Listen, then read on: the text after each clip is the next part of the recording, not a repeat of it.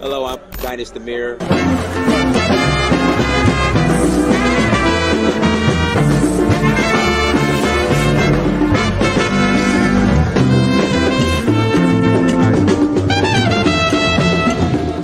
So I reached out to another friend of mine. I said, look, I need to go on vacation somewhere. Where should I go? He said, go to Africa.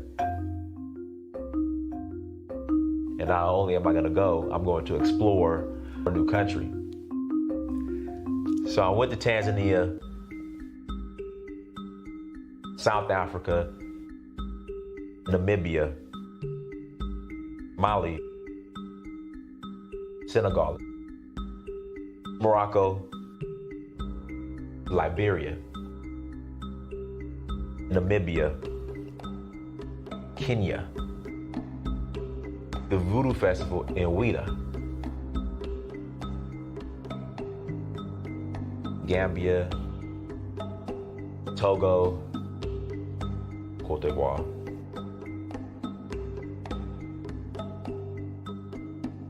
Sierra Leone, Ghana,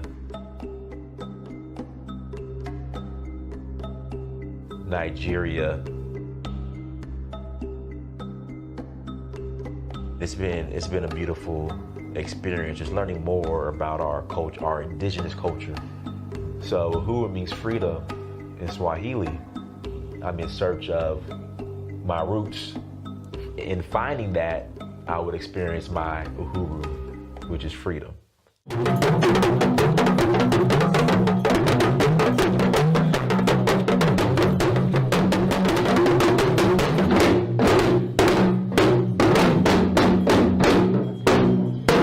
Till next time, Dynast Amir, I'm out.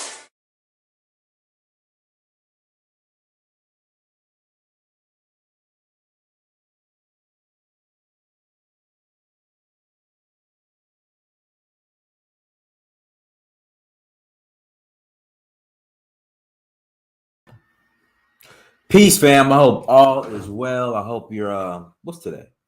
Guys, what's today? Today was Tuesday or Wednesday? It's today Tuesday or Wednesday? It's Wednesday. That's right, it's Wednesday. Hope your Wednesday is going well. Guys, do me a favor, hit that like button again. Please hit the like button. Also share and subscribe to the let's see here. Subscribe to the channel. If you're new to the channel, please subscribe. Again, please subscribe. Also like, share, subscribe. Oh, keep repeating myself. If you have not bought the documentary, again, if you have not bought the documentary In Search of Uhuru, please, if you're watching this, and if you have not bought the documentary, where the squad at? What squad? If you have not bought the documentary, make sure you go to listen. It should not be Aurora Mary. It is I am drinking my Modelo early in the morning. You should not be drinking a Modelo. You should be drinking some Origin beer. You should be drinking some Origin beer, the best beer on the planet. I could use a glass or bottle of Origin beer right now. I can use a glass of Origin beer right now, everyone. So make sure you go and buy the documentary. Go to searchforuhuru.com. Go to searchforuhuru.com. Buy the documentary, family. I would greatly appreciate it. Again, go to searchforuhuru.com. If you have not bought the documentary, go. It's right there. The link is in the chat room. The link is on the screen. Johnny Appleseed. Searchforuhuru.com. Buy the documentary, and you will be able to stream it on any device once you buy it. Again, go to searchforuhuru.com and buy the documentary, and you will be able to stream it on any device once you buy it, everyone. And I love y'all. Y'all, thank you so much for supporting me over the years. It really means a lot. Again, it really means a lot. I'm not a beer drinker. I don't drink like that, but I love Origin beer. I love Origin beer. And right now, you only get Origin beer in Ghana, Nigeria, Togo, Benin Republic, Trying to think where else. Where else can you get origin beer? But it's not in Senegal. I found it in Liberia, though. I found it in Liberia. When I was in Liberia in 2019, my host found me some origin beer. Again, my host found me some origin beer when I was in Liberia in 2019. And yeah, it was delicious. It was delicious. Now we got to get origin beer to Sierra Leone and Senegal. Again, we got to get origin beer to Sierra Leone and Senegal. We get that cracking, and it's all good. Shout out to Fake, Recognize Fake. The documentary is dope. Thank you for buying the documentary, family. I greatly appreciate it. Again, thank you for buying the documentary. I will do, brother. It's way overdue, and also I like the green African T-shirt. So, since you like the green African T-shirt, you go buy the green African T-shirt. Go to amirdynast.com. Go to amirdynast.com, and you can buy the green African T-shirt. Hey guys, we're about to rebrand some stuff. If you don't know, the tour company was at one time Search for Uhuru, rebranded it to Donfo. The clothing line right now is Ile Amir. Gonna rebrand that to just Dynasty Amir. And Ile Amir is gonna be the name of like the hospitality company. Because I will be building hotels soon in Africa. Boutique hotels soon in Africa. So, Sip Police thought I said origin beer. No, it's origin beer. Origin beer. Let me spell it for y'all. Origin beer. Orijin. Origin beer. There we go. That's my favorite beer, y'all. Origin beer. That's my favorite beer. Origin beer. Cerebral, I want you to call in. Cerebral. And we'll open up the lines here in about 30 minutes. Let's see here. I got to send a link to, we got a special guest who's going to be coming on with us here shortly. Probably about 20 minutes. Yeah, Shawty. Yeah, Sim Police. Yeah, Shawty. It's Origin beer. Guys, hit the like button. Goodness, I can't listen. Please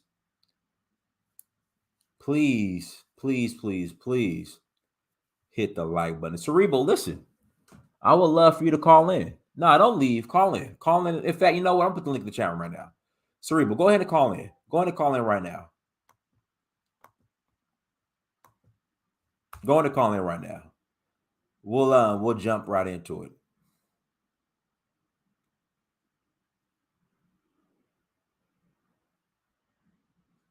We'll jump right into it. Go ahead and call in if you want to call in. But guys, hit the like button. Go to iliamir.com and you can get your green. You can get your green shirt. I got on the Omo Naja shirt, but you can get your green shirt. So go to iliamir.com and grab. Go ahead and grab your shirt. And then tours, guys. The site is almost done. Hold on. Oops. Wrong link. Wrong window. Guys, go to Donfo.Africa. Listen, we are rolling to Sierra Leone. November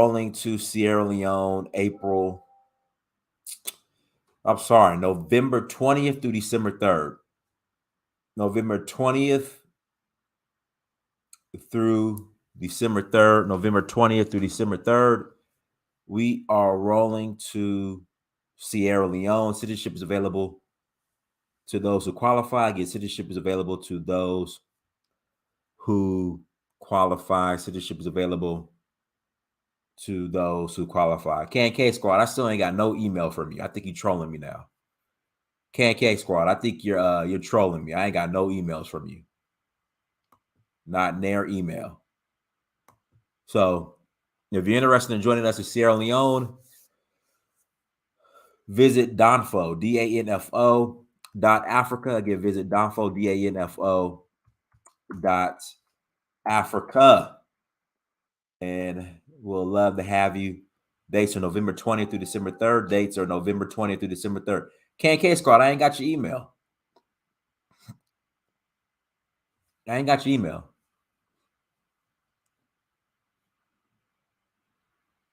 So again, go to Danfo.Africa, learn more about the Sierra Leone trip. Again, learn more about the Sierra. Aurora, where are you located?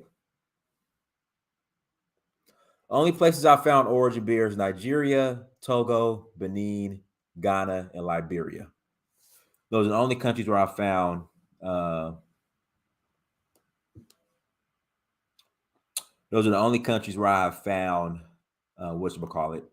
origin beer.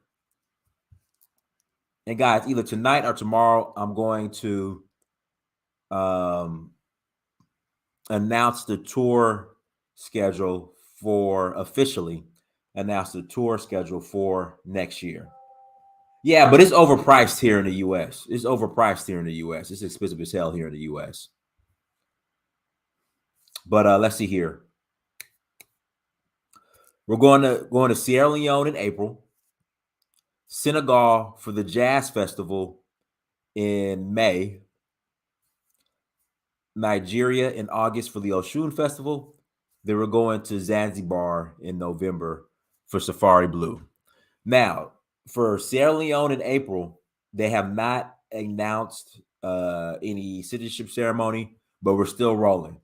So again, even if you want to go to Sierra Leone in November with us, or even in April, or whenever we go, even if there's not, you don't have to be eligible for citizenship to come. You're more than welcome to come. Again, you don't have to be eligible for citizenship to come. You're more than welcome to come with us and join us in Sierra Leone, even if you're not eligible for citizenship. You're still more than welcome to come with us. We'll have a great time. So yeah. But again, we're rolling in November. Citizenship is available to those who qualify. Let's see who this is. Aquil. Oh, he dropped off. All right, gassed him up. Go ahead. I don't know what happened. Aquil 84 dropped off. Yeah, man. I was going to talk about the topic. You still talking about the tours? No, we're done. We're done. Go ahead. Okay. Yeah, it's interesting. I think it's so many ways one can approach it. There's so many ways you could tackle it. I think part of it is when you put anything to be industrialized, you have to sell it out, in the sense that once you put it up in the market, it's going to be sold, right? In terms of so-called hip hop. But I think I was touching on that yesterday when I said Dr. Dre ushered that in, right? You saw NWA. He said it in the lyrics. He said, no dreadlock, no blackfish, no medallion, just that gangster-ish. Now, mind you, this guy's not a gangster. So why is he being paid, money to promote and bring this stuff in to the black minds and black youth to listen to that stuff? And I was talking about yesterday the crime thing in New York, how they normally say that there's a crime epidemic and blah blah blah. We had the murder capital, but when you look at the numbers, 2,200 or 2,500 murders in New York City in its heyday, 7.5 million New Yorkers. That's not up to 1% of New Yorkers that are killed. And so a lot of times, because the rappers will come, I'm just talking about what's going on in my neighborhood, in my hood, in my community, and a lot of it is exaggerated. You watch video after video where the actual street dudes were like, we thought rappers were cornballs. We talking New York City, where rap or hip hop, whatever you want to call it, started. The guys who were doing it, they weren't particularly street dudes. And I got another one for you. I got another one, gas them up. So here in not here in LA. I'm not in LA. I'm in Atlanta. I think the rapper Quando Rondo might be from Atlanta. I'm not sure. But I guess he started claiming the gang in LA. and he wasn't really from that gang, but he needed the street cred. So recently, because his homeboy got shot and killed in LA right next to him, he wanted to get out the gang, and he put it via Instagram. And the gang member was like, "Nah, homie, it don't work like that. You need to get if you want to get put out, you need to come do it the right way. You need to show up to the hood." And But this is the problem. hold on one second. I'm not done yet. But his own gang members started calling him a cornball. Like, listen, you ain't real anyway. We just put you on so you can have street cred. Oh, Quano's from Savannah. Okay, yeah, we just put you on so you can have street cred. You ain't real. You's a goofball anyway. But if you want to get put off, you got to get put off the right way. You need to show up to the hood. But go ahead. But no, you're right. And this is what I'm saying. This, as an educator, I see young black boys on a daily and young black girls. These black boys, what's happening to them is there's a mentality that's promoted to them, the street mentality. So again, rap your rap. I've been saying it, and I said, yo, if you're from the East Coast, stop going out to LA, stop going to Hollywood, stop checking in. They don't like you. They don't respect your so-called gangs anyway, because they're going to tell you you're not from there, you're not from their motherlands, you don't know their politics. So why would you be from Savannah talking about, I don't even want to mention the gang's name, not that I'm scared, but that's their politics. And these people get really offensive and offended when you mention it, right? Because at the end of the day, if you start hitting them with knowledge, they resort back to that gangbang and stuff to want to shoot you and all that nonsense.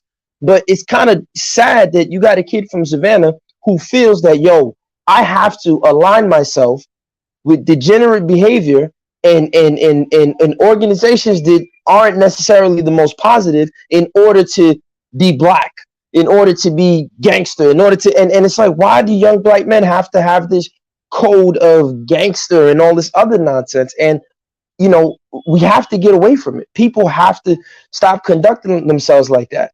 It's silly, it's childlike. Look at the kid who got, rest in peace, the kid who got killed out there just eating waffles. P&B. And yeah, P&B Rock. And I said it, and I'm gonna say it again. If you're not gonna hear, for the most part, knock on wood, that Davido, as much as I hate that Afrobeat crackhead music, because I'm not biased, you're not gonna hear Davido is shot to death in Nigeria. That'd be like strange. You're not gonna hear an African artist get killed in their neighborhood, in their community. They may get robbed, you go to a certain neighborhood, but 9 out of 10, nothing's gonna happen to these guys. I've said loud and clear, if Nipsey Hussle was in Eritrea, a fly wouldn't land on his head. They would protect him and kiss his feet and love him. And so it's just like, black boys in America, look at T.I.'s son. Now he got a tattoo of a bunny on his neck and he's a gangster and all this other stuff. It's like, look, we got to stop teaching black boys in America that the way you resort or your masculinity is violence against other men. And it's the funniest thing in the world. And I'll stop with this. I'm gonna get off and come back on. I got to run and grab something. But the funniest thing in the world, these guys were so quick to kill each other, but they don't even check their women in the household. Can't even check their daughters from out here just having a hot girl summer. But they'll pull out guns and shoot you in a heartbeat. Like Simple Police Academy, shout out to him. When I asked him the question, I said, and I hope they freed him, and I hope they freed him to positivity. When he gave the example about the family members of his, the girl who was getting caught up with nonsense in the streets. And I said, brother, if you as an elder in African culture, if you would went there and put your foot down and grabbed your niece and said, hey, you crazy, and smacked her upside the head and put her in the car and got her away from that, what would your family say? He said, man, my family will call the police on him. Yep. They call the police on him. It's just crazy. How is he supposed to fix that? Then they come on here, yo, black men, you got to build and you got to have capitalism. How does he fix that? But I said, I'm gonna come back on, but I'm gonna be listening on the back end. Oh, for sure. Akil 84. Go ahead. Hey, peace, Dynast. How you doing? I'm at work right now. I'm stepping out. Thank you for allowing me to speak on the show. You got to speak up a little louder, man, when you working for the white man. We can't hear you, bro. Hold on. Can you hear me now?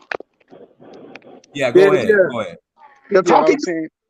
I was saying. Hey, Sip Police. I have muted you, Sip Police. There's like some air. I don't know if you're in your car or something, but there's like some air, AC or something blowing in the background. All right, go ahead, Akil.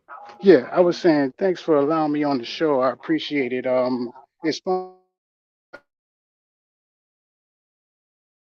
small, we say small world, because I'm actually from Philly, and the last show I had in Philly was with Hey, that you were artist you that went passed away. Akil, you went in and out. You're from where? Philly. Oh, Philly. Okay, go ahead. Yeah, and the last event that I had in Philly was um with PNB Rock.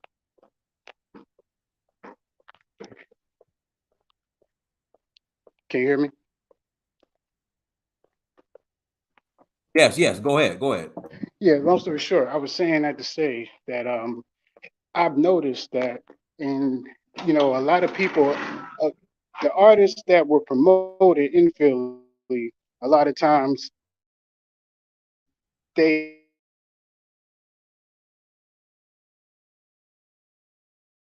The Hey, Akil, white man your holding them connection. back. Your connection, brother, is going in and out, man. and nonsense. Not saying that P&B Rock did. We didn't hear that you said. You keep going in and out. Oh, let me. Can you hear Bro, my? do this. When you get off of work, that'll probably be better. Call back in. All right. Yeah, you can't be ducking in the bathroom, man, on your 30-minute break, trying to have a conversation, man. Hold on. Listen, my black yard. You better come get your Sierra Leone passport. I know you. You better come get your Sierra Leone passport in November. My black yard. Come get your Sierra Leone passport in November. All right, go ahead, Sip Police. Man, first thing first, man, saw the documentary. I seen what you're doing, man, with your tours and everything. You're adding more stuff to it. I like the way Zanzibar is one of my spots. You get what I'm saying? So I definitely want to check out the Zanzibar. A lot of people, I'm glad you added that because, a lot of people, just like me, like I want to go to Sierra Leone, but the only reason I want to go if I'm gonna get citizenship. You know what I'm saying? That's like not my first choice. So, there's a lot. Sierra Leone is beautiful, bro. Don't No, sleep I that shit, bro. understand. But when it just come to, over the years, I don't got a little bougie. You get what I'm saying? I don't got a little bougie in my hustle smart. My climb in the entrepreneur, in my entrepreneur spirit. So Zanzibar and place in Senegal. You know what I'm saying? It just more developed. That's what I'm saying. So I know Sierra Leone is real nice, real beautiful. I see all the videos, but it's good that you're adding those in there too, just to give people options. You get what I'm saying?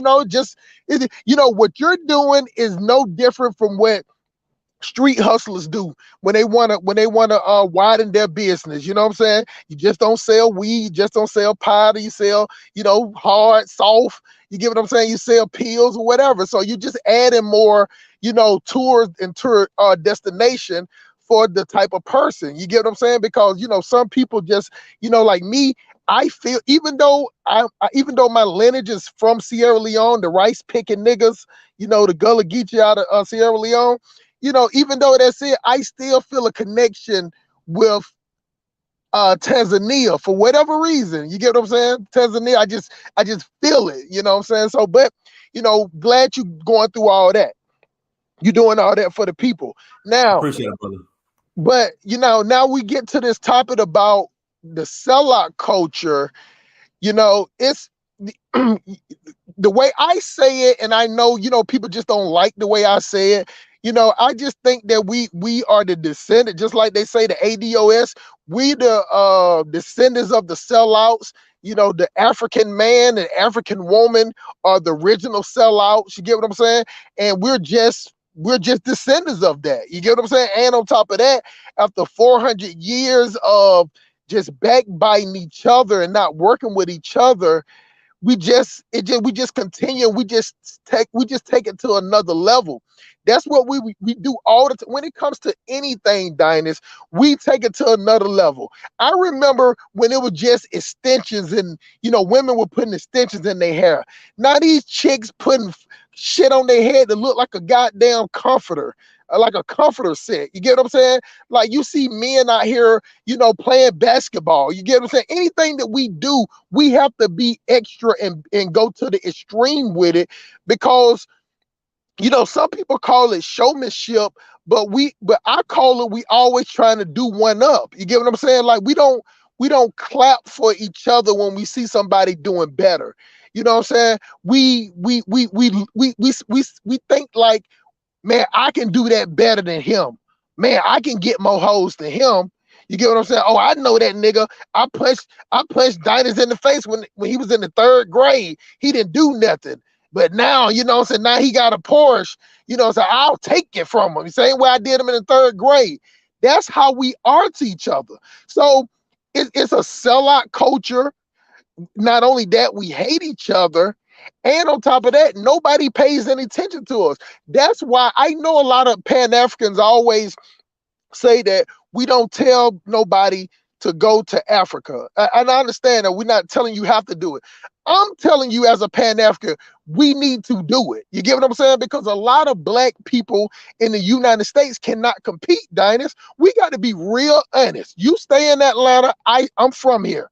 I know a lot of black people that are barely surviving, just barely surviving. We talking about $20, $30 away from being homeless, $20, $30 away from your bank account being in the negative. You get what I'm saying? And white people are steadily climbing.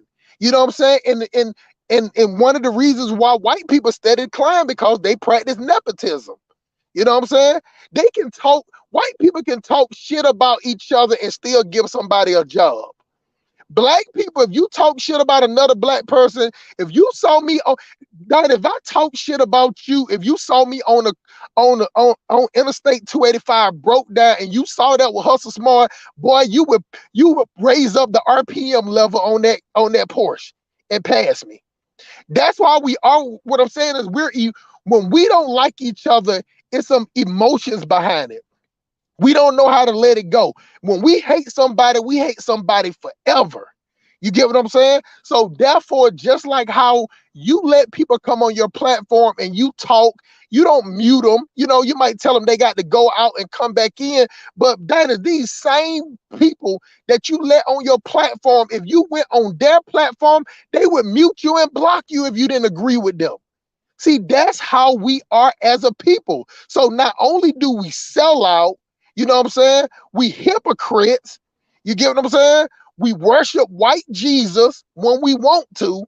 You know what I'm saying? We follow 3 of the 10 commandments on Tuesday and 6 of the 10 commandments on Thursday and disregard all of them on Fridays until our money go out our pockets. So it's like a combination or a recipe for disaster. You know what I'm saying? That what we do, I can name you 5 things of why we're not going to go any further. But the only thing we got this foolish pride that we have, that we think some type of way that we're better than the people that outnumber us. We think that we better as the people that provide all the buildings, the sanitation, the electricity, all of that shit that we don't have nothing to do with. You get what I'm saying? So this is the thing that we do. So since nobody else pays any attention to us, the only thing we got that we can try to hold on to is the hip hop game. But it changes once you get on the corporate level of the rap game. Then now you got people that don't look like you, don't know you, but they know the market. It's like an urban consultant. You know what I'm saying? You got people that's urban consultants that ain't never lived in the hood. They just watch how black people spending habits are. And that's all you have to do for us, because one thing, we're trendy. We go to the extreme. You get what I'm saying? And this repetition. We do the same thing over and over. Same way you got the dudes that stand on the corner, sell drugs. Man, the police got vehicles that look like tanks. They putting cameras up on every corner. They got all type of drones and all type of different type of technology, hearing devices, tap your phone. And what is black people doing? Still standing there at the same Chevron, the same Texaco, telling you, hey man, I got that gas on deck. You get what I'm saying? We don't know. We don't even know how. Hey, Sim, true story. I was walking out of Kroger off of Rob David Abernathy, and somebody walked up to me and said, hey, shawty, I got that gas. And you could have been the number 1 detective in the Atlanta police department. But these are how stupid we are. For $5 or $10, $5 or $10. That's why we risk our life. And like I was telling you about how I know I know how the temperature of the inner city when you can go in Atlanta and you can get somebody kill another black person, not no white person, for $300. $300, I can have you killed today, Dynast. Oh, okay. We gonna put that. Okay, But what I'm saying is that what I'm saying is that the things that we do towards each other, you know what I'm saying, it's not that much effort. It's just emotional based. But when it comes to everybody else, you know, so we act like, you know, we got to act a certain type of way. Even when you go to Alpharetta or Buckhead, you'll have black people saying, well, you know what? Don't go out here and act a fool. You know what I'm saying? Don't go out here and embarrass us. Don't embarrass me. But when you around your own people, you don't care about if you're embarrassed. You don't care how wild you are. You don't care how crazy you are. But when you get around white people, you know what I'm saying? Now you want to try to act a certain type of way. And that's the weirdest shit it is to me, that we act different when we get around white people. And when we get around each other, you know, it's like, hey, brother, you know, how can I rob you? How can I steal from you? Let me pass the mic. All right, Akil, go ahead, Akil. All right, am I clear now? You're clear. Go ahead. All right, so long story short, I wanted to say, did black people sell out hip hop culture? Yes. I mean, I think it's clear and evident. And the story I wanted to tell is I'm an artist myself. I'm from Philly, where a lot of artists are from. I've actually had a show with P&B Rock. Um, and I noticed, I went to a couple of labels and I noticed that they said my type of music is not, what's popular. It's not talking about selling drugs, killing people, yada, yada, yada. So, I went there and the guy was giving me all these accolades like, yeah, this sounds like, this, and that, but the kids want to hear this. And he played, this stereotypical song that you might hear on the radio. And I say all that to say, this was an A&R, was a black guy, but he said, yeah, the kids want to hear this. That's what they want to hear. And I've noticed that our people associate, if you're on the radio, if you're on television, if you're associated with these major labels, then you must be successful, when really it's a whole big machine behind who's being pushed. And it's not because it's what the people want to hear, it's because it's associated with a big brand with money behind it.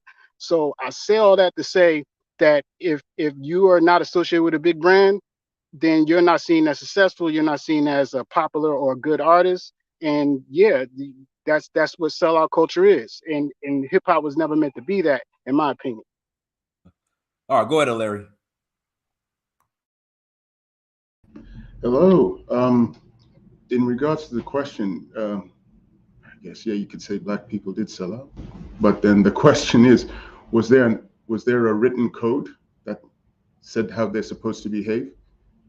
This is how you're supposed to behave with this music. It should only be dealing with this subject. So if there's no code, then people can do what they want with it. So yeah, people sold out, but that's life. But the interesting thing is that didn't happen with the other music forms.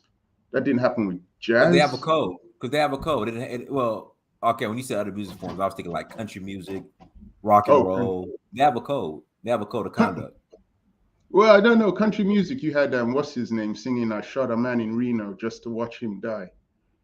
So you but they still didn't sell out. Like they country music is very, very well guarded. So yeah, they did sell out, but then like there's no code, so anybody can do what they want. The question is, why did they sell out? And who would you have the guts to point out which hip hop artists sold out? That's the tough one. Who are you gonna say sold out? Did Snoop Dogg sell out? Did Dre sell out? Singing about sipping on gin and juice. I don't know. It's a tough one. And then brings up the question: what do you mean by sell out? You mean Black Americans not owning their music, not owning record labels that sell that music? Is that what you mean? They allowed someone from a different race to control that industry? Is that what you're talking about when you say sell out? Or are you talking about the music videos where they would have Black women looking in a derogatory way? Is that what you include as sellout? Both of them, bro. Both. Exactly what you just said. Both. Both. You're selling out. You sold your culture. You sold your intellectual property, your gift, your natural rapping skills, and on top of that, you promote violence against women. You promote violence against your brother. You promote violence against kids. You get what I'm saying?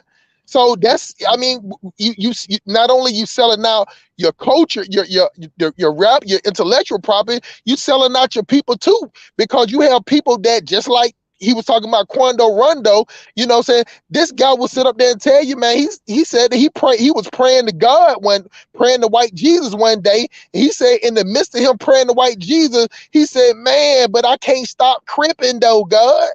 Like this is the thing that do, and we have a lot of black people that be like, boy, you right, boy. I can't stop repping this blue flag. I can't stop repping this green flag. I can't stop repping this red flag on Hoover, on God, on the gang. That's what else would you call it? Yeah, that is a lot. Is there a happy ending? Do you think A that happy Black ending? American Yeah, I got one for you. Listen to this real clear. I'm gonna spell it out. DOOMED. We are doomed as a people. The black experiment is over with. They came over there and got us from Africa, brought us over here, beat the shit out of us, worked the shit out of us, released us. And then you know what black people did? Instead of being like, man, you know what? But I got to get the fuck up out of America, boy. They finally release us. I'm gonna get on the next banana boat smoking, going back to Africa somewhere. We was like, you know what? We want to stay here a little longer. You know what I'm saying? We want to go through segregation and all of that. You know what I'm saying? Man, you know what? That white only pie at that restaurant, I'm right there at it. If we just let these white people beat our ass and treat us like shit for another 60 or 70 years, I can get some of that white pie. I can drink out of that white water fountain. I can go in that white elementary. I can send my kids to this white elementary school. That's how they see us. So no matter what they do to us, we're like that chick. If you remember Diary of a Mad Black Woman, you know what I'm saying? When he was trying to, he brought a chick in the house, a light-skinned chick, you know what I'm saying? She was like, no, I'm not going nowhere. So he dragging her out, trying to drag her out, and she's still wrapping her arms around his leg. He started trying to put out, she fighting to stay, even though he got another woman right there. So even though the government have told black people, did Joe Biden not tell the Black Caucus on a Zoom call that they better start paying attention to the Latinos because they up next? Did he not say that? He said that. He said y'all need to start working with the Latinos. He didn't say keep working with the black people. He told these are the black leaders, all the Al Sharptons and the mumble mouth Benjamin Crump, goddamn frog looking ass. He told them to concentrate on the Latinos because they're up next. You get what I'm saying? So the white man have told you that he have chose. He have chose another group of people for his experiment, but black people like, man, I can't let the Democrat plantation go. You get what I'm saying? They come around every 4 years and pat me on my head and stick their finger in my ass and make me think it's an antenna. You know what I'm saying? And I like it. And then they go away for 4 more years. You know what I'm saying? Like, it's after a while, you get tired of being the dog. You get what I'm saying? After a while, the dog keep coming back. You keep beating the dog. You know, you be like, okay, dog. Okay, all right. I see you a loyal dog, but I'm just gonna let you go. Sim, this is your homeland, though. America is your homeland. You have. You know, I can't help when my mama got there, let my daddy flop on top of her like a fish out of water, and where she kicked me out at. But the thing, you know, is it have to feel like home. You know what I'm saying? Where your birth date is just geographical. Geographical is just like being your religion. You know, most of our religious preference is based on geographical, where we're born at. I guarantee you was born in Tanzania or maybe in Iran or somewhere like that, you would be a Muslim. If you was born in the mountains of China or Japan or whatever, you'll be rubbing Buddha's stomach. You know, religion is geographical, so you can't help where you're born at, but it's how you feel, it's how you treat it, it's how the surrounding area are affecting you. And if you don't see that the black race is going down and another race is being propped up, then you're a part of the problem. I pass the mic. And could I answer the question that he had? Is Snoop Go, Dogg a go ahead. sellout?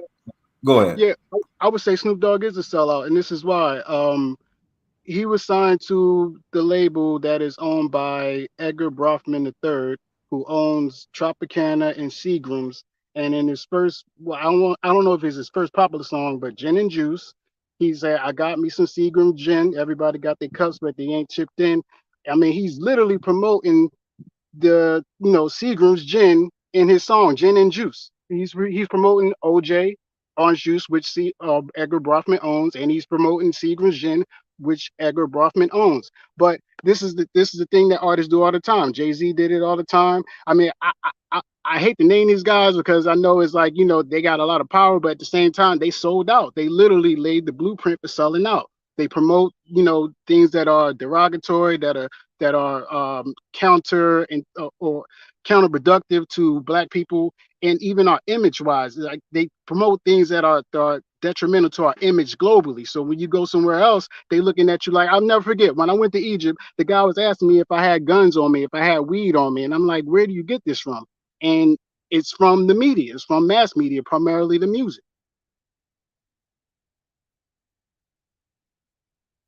Okay, guys, hit the like button again. Please hit the like button again. Please hit the like button. Links in the chat room if you want to call in and add to the conversation. Link is in the chat room if you want And to I call in. appreciate all the love in the chat. I see a lot of y'all talking shit about me. If y'all want to come on the platform. I'm not a bad guy. You get what I'm saying? I just don't like to be interrupted. But if you don't think that the black race is doomed, then clearly you are a worker. You're not an entrepreneur, because it's no person in the world that's an entrepreneur that want to change that. It's no person that's an entrepreneur that wants to see an a return on his investment, thinks that the black race is something to invest in. The only thing that the government is doing to black people are pacifying. They just keep putting a band-aid on the problem. They'll give you EBT cards. They'll give you these little bullshit apartments. You get what I'm saying? They'll let the chicks get free daycare. You get what I'm saying, Dinus?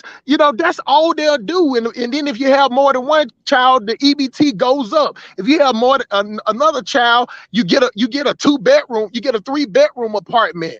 But nothing actually changes for black people. You get what I'm saying? Because they don't promote anything. Now, one thing let me put this disclaimer. I have never voted a day in my life.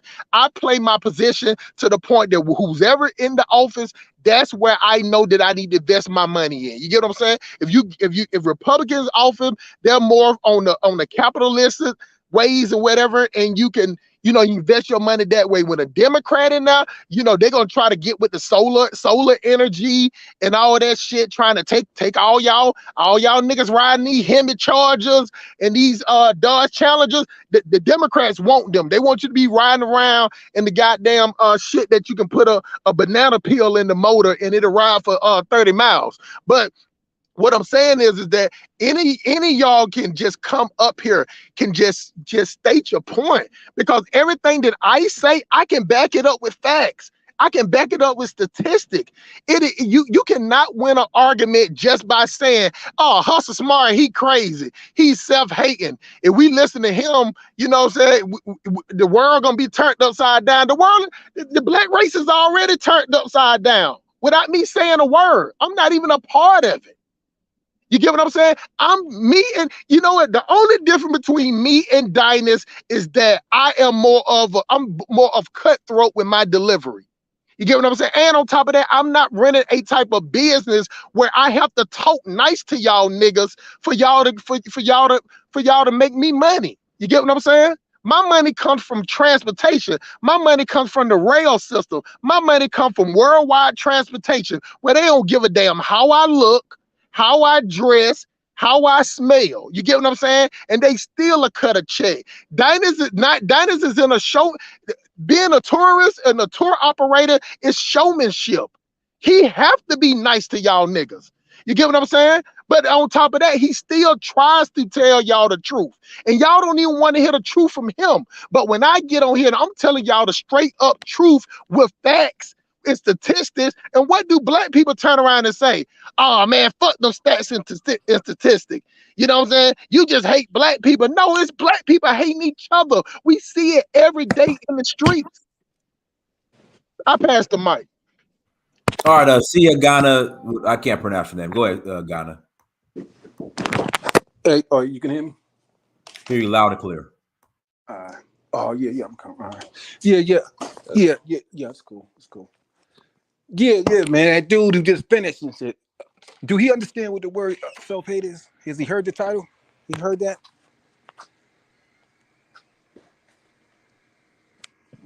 Was that a legitimate question? Yeah. Do you know what it is? Just continue, bro. Just continue. Just like asking me if today is Wednesday. Just continue your point. So answer the question. Just continue your point, my brother. That's just like asking me if today Wednesday. Hey, Do I know that today is Wednesday? Yeah. Wait a minute. Today is Saturday? So you do recognize that that's what you do when you just spewing self-hate, right? You do recognize that, right? I thought today was Saturday. Hey, baby, you never know what you never know when you're dealing with black people. Listen, bro. Go ahead. All right, so you understand the title, understand what that is, right? Just continue, So bro. you understand that's what you suffer from, right? Just continue. Now tell me okay. how. You don't gotta answer. It's rhetorical. Then why would you keep asking then? You don't gotta answer.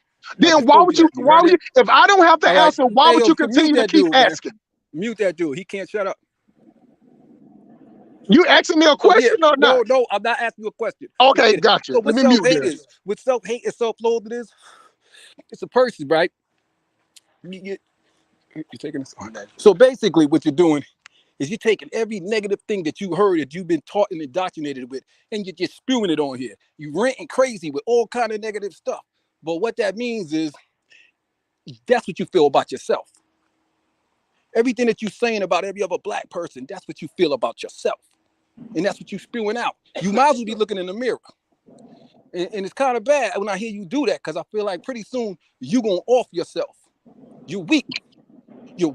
You see black people, you see everything negative. That's all you just ran for like an hour straight of all pure negative ignorance. But brother, you ain't got to wish him to off himself. That's a little harsh, no? Let him talk though. This is what I try to tell you about these dudes that sound just like females. It's shame, insults, and guilt. This is what some of these dudes act just like the hoes that raised them. But continue. When you hear, as I said, that's a medical diagnosis. It's called self-hate, self-loathing. When you do that and you have that, what happens is eventually you'll get to that point. So I'm trying to save you by showing you what you're suffering from. And you know what I'm saying, letting you know that that's what you need to fix that. You need to correct yourself, man. I mean, I know that's probably rough because at the position you at right now, with the way you're talking, it's probably no reversing. It sounds like you've been living like that for your whole life. You must look at your mother, father, brother, sisters, cousins, your friends, your neighbors, and you look at everyone in that light.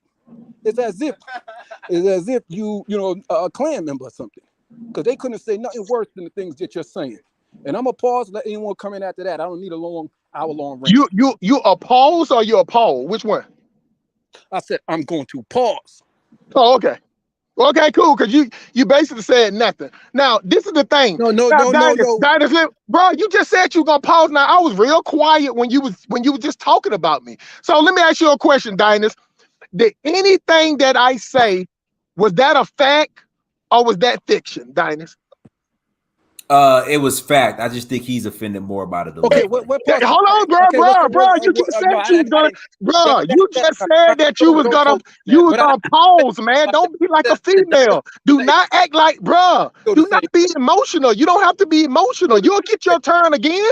I just let you talk about me like a dog. You just said I'm gonna kill myself and everything. I did not interrupt you at all. I let you spew out all that emotional, feminine, black men, thug, man. I'm gonna put Edric, you in a position. Terrence shit, and you just steady talking. We let you say whatever you want to say, and nobody interrupted you at all.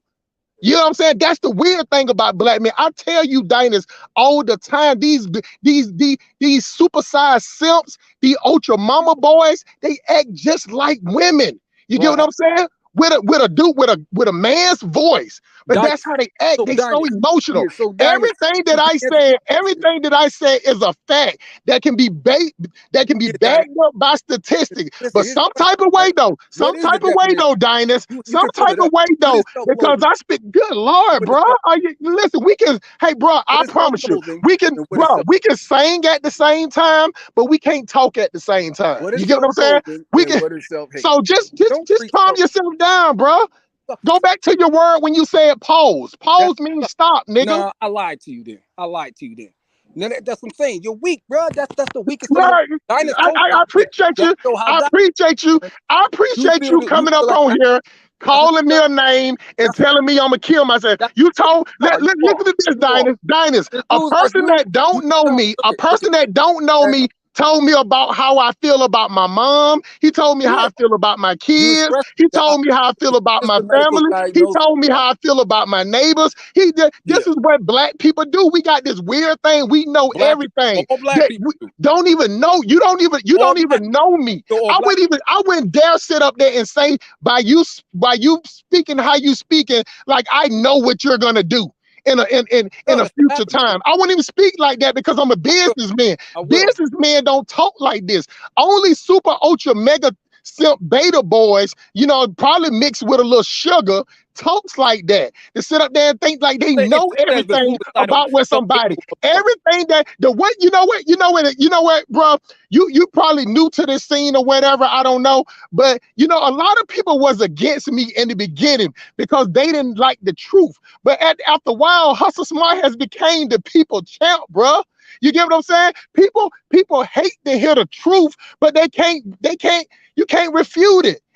You Everything that can't I say is refute it. backed up What by you're statistics. saying isn't true. Everything that What I'm you're gonna saying let you isn't go, true. dog. It's Bro, just just let me self-hate. finish. You know what Let I'm me saying? finish 30 seconds, then Look I'll at this let you spew whatever you're gonna look at this spew. now because you keep going Everything on that I say can be what you backed up do is by you stats and any black person is statistics. up there doing that. Everything that you say was You did, based sir. on You feelings. already broke it. Listen to you, bro. I You can't even probably broke contain your phone yourself, with a bro. step her You ass can't even and was looking at contain herself yourself. as if she deserved. You can't even That's why contain she said, yourself, "Bitch, just like a All right, female. listen, y'all. Listen, y'all. Let's go pass with the the mic. point." We're gonna pass the mic. Hold on. America's First Rifleman. Thank you for joining, brother. Go ahead. Unmute yourself. Shout out to Uh, America First Rifleman. hey, thank you, Dynast. Shout out to Hustle Smart over here. Got these people in their feelings. Look, it's the same thing. It's always been. Black people like to listen to people they like, not Yep. people they actually respect and want to believe. They want to believe people that are going to coddle us, to tell us what like, oh, we're the best people ever. We're the moral authority. He's one of those people, and I'm sorry, like Hustle Smart say ultra mama boys. I can't stop. But that's all of it really says. It's like, look, we as Pan Another Africans, we self-hate. got to keep the Another excuse self-hate. making to a minimum and just keep our actions pure and just do what's tangible. That's it. It's the easiest thing in the world. Not easiest thing in the world, but it's just a model we need to keep following. So this guy that just says, oh, he says something I didn't like about black people, instead of working harder in his little lane or doing something, instead of just taking what he thinks is a slight towards black people, just keep it moving. You don't have to jump on here like, oh, you're this, you're that. You sound just like the black females and black Americans, where a black man will just offer a criticism, and then it's just he hates his mom. Your mama black. It's the same thing. So just that's all I'm gonna say. Saya Can I got tell you down why there at that the happened? beginning. Okay, go ahead. Can I tell you why that Hold happened on, with hold on. Let me gas Rifleman? him up. So you're Gas him saying up. you don't like Let's the pass it. abuse, you like to be Hold talked to on. like this. What mic? So Let's pass black it to New people Black. they don't like to be talked like, Who's talking? they like to be Who's talked talking nice. right now? Huh? Dude, be quiet. Be quiet. All right, New. Go ahead, New Black, and then we'll pass the gas him up. Go ahead, New Black. Unmute yourself, New Black. Yeah, I have just unmuted myself. It's a very nice discussion that you brought, Dennis. Shout out to you. I really like this topic because about 1 week, about 1 week or 1 week and a half, or about 2 weeks, I saw somebody doing Afrobeat. I don't remember his name. I think he's an American singer, and I could see the crippling of us selling out our culture. And I think maybe I'm young. I don't know how the culture is being sold, but for me, I can see even what is happening with Afrobeat. Somebody did some beats, and then you could see that the Nigerians themselves, maybe we can say the owners of the Afrobeat, saying that it's only a few people in Nigeria could do that. Maybe Burna Boy and Akude Gold. These are the only people who could do what he's doing, and that is actually like a total sellout for me. And I believe that we've been selling ourselves for too long. We should start thinking about us who as a people. And one thing that is attractive about our culture or the black culture, our things always get to the top. From Michael Jackson, they tried to imitate him. When they couldn't imitate him, they changed him. You know, this is literally we should be selfish for ourselves as a black man. Whatever you are in America, you're in Europe, you're in Africa, we should start becoming selfish because I believe that we have something good and it really needs to be protected. For the hip hop culture, I don't know how we're gonna take it back, but if it's gone, it's gone. But when we get something new, we need to protect it. That's what I want to say, Dynasty. Okay, cool. Let's go ahead, gas them up. Go ahead, gas them up. Yeah, thank you for that. I think I said the point earlier when I came on. I think anytime you industrialize anything, you run the risk of watering it down. The same thing happened to jazz, and then you look at there was that beef between Miles Davis and Marcellus, where they were going back and forth, and because Miles Davis was adding like synthesizers and adding all kind of different things, with that bitches brew that heavily influenced guys like Fela and people like Wynton Marcellus and his brother and them were kind of more Wynton, I believe, were like no, this is not traditional. They wanted to stay with that big band sound. And Miles was like, well, who are you and what is traditional, right? And things of that nature. So I think that always runs the risk. And when I say drug addict music, some of my favorite jazz musicians were on drugs, but I think the difference is that there's always been crime. There've always been, certain neighborhoods within modernity where, the first ghettos and slums were in Europe, right? The first projects in places like that were in Liverpool, in England, in the UK, not amongst black people. So those are things that we have to understand. But what I'm saying is that the difference between the jazz musician of then who may have been taking heroin, I think, is that their approach to the community, I think they still had an understanding that, hey, I want to present something that will be consumed by the people that can perhaps uplift them. Of course, I'm sure they wanted to sell, they wanted to sell records and things of that nature, but I don't think they were purposely making music that was derogatory to the people that were consuming it.